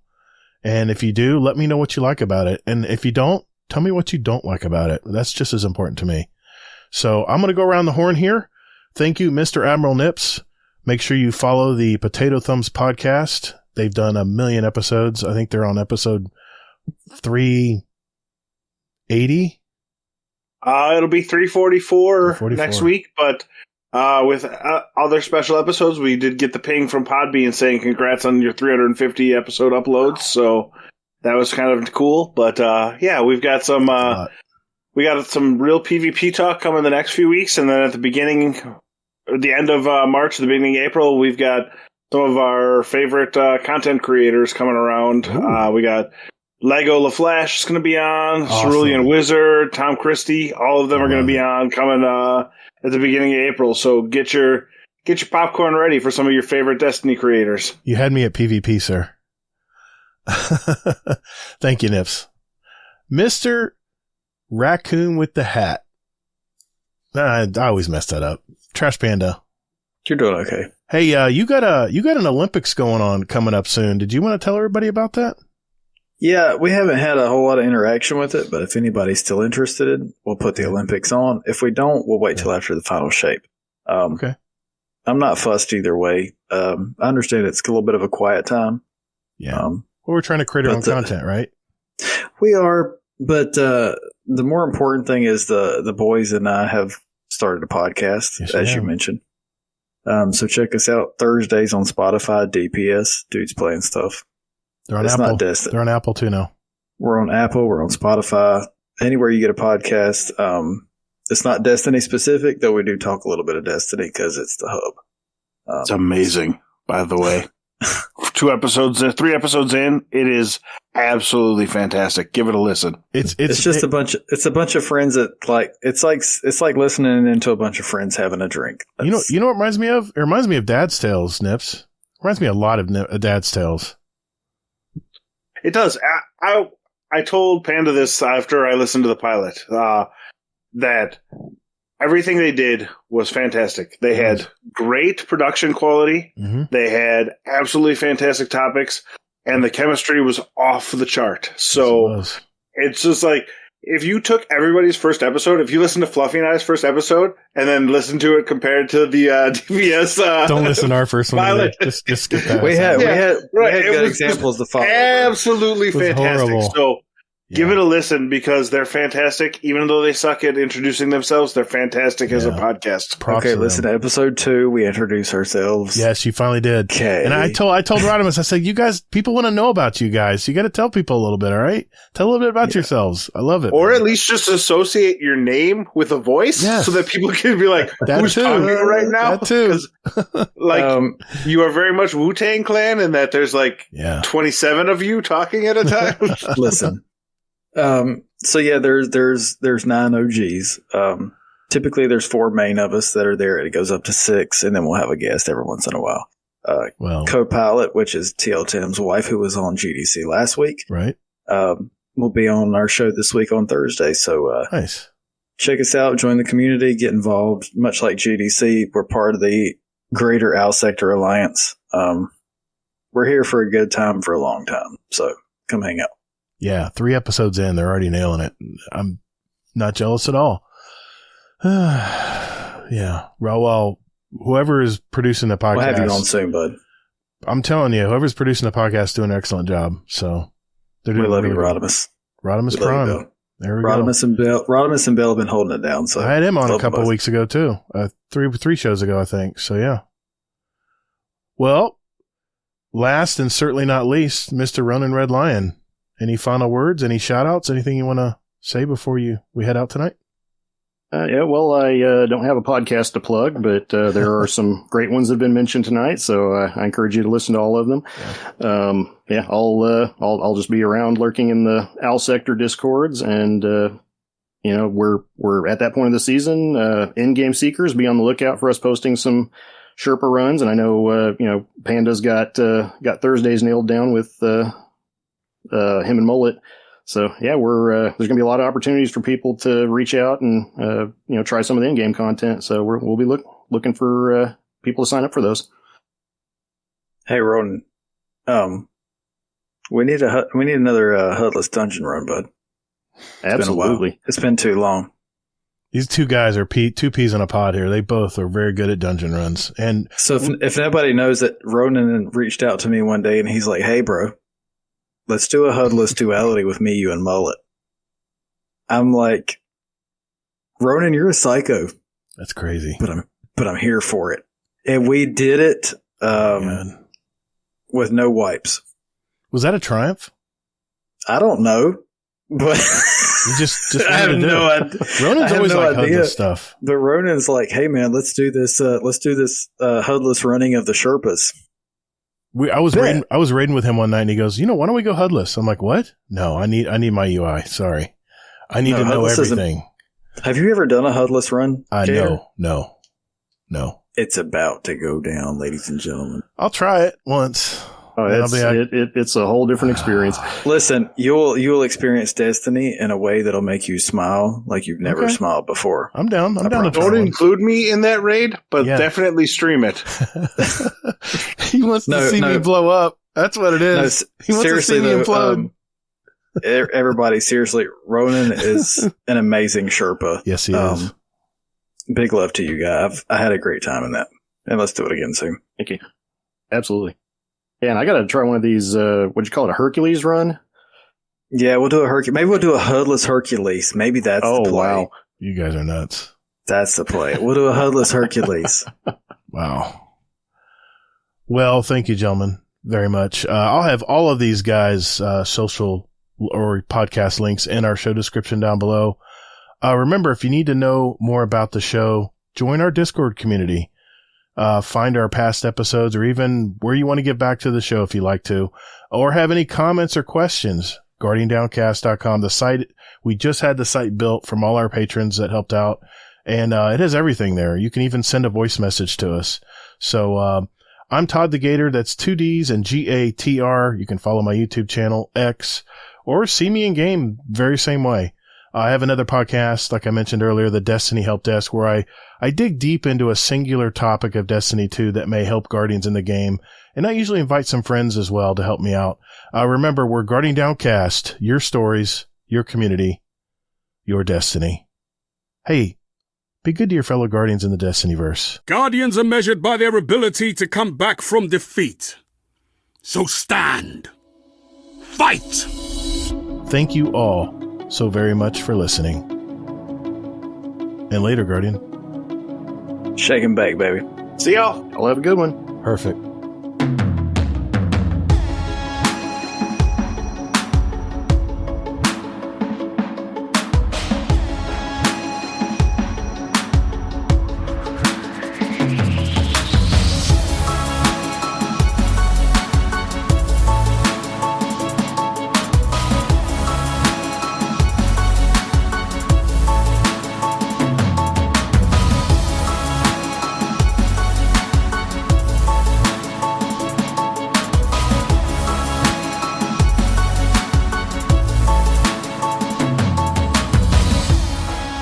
I mean, Destiny's not dead, and we definitely have plenty of people to play with, but some of the people who are omnipresent, who have been omnipresent in your life, just aren't there right now. So that's where my head was, at least. So I had a good time with it. It's a really fun time sitting down and talking with y'all. This is what I love to do, man. I mean, don't get me wrong. I love interviewing people. I love doing the speed run. It's fun. I like that part of the show as well, but I'd love just sitting down and just talking different topics and the hobby we all love to do, you know? So it just comes easy to me. And, just great. All the stories tonight were great. It felt like you got to maybe relax a little bit too, as opposed to your normal podcast where you have to be on the entire time. Yeah. And I'm not good on camera either, Nips. I don't like being on camera. No, I know you don't. I'm very weird about cameras. I don't like looking at myself on the screen, but part of my weirdness, I guess. We all have our stuff. Yep. We all got to get better at it, right? Ronan, you did awesome too, man. You always come prepped, man. You always come prepped. It never fails. Yeah, I was a little bit afraid. I was a little bit afraid you'd hear my notebook pages flipping as I was going through all this. No, dude, I love it. I love it. I heard your notebook pages, but no one else did. I got like a real sensitive earbud in, but.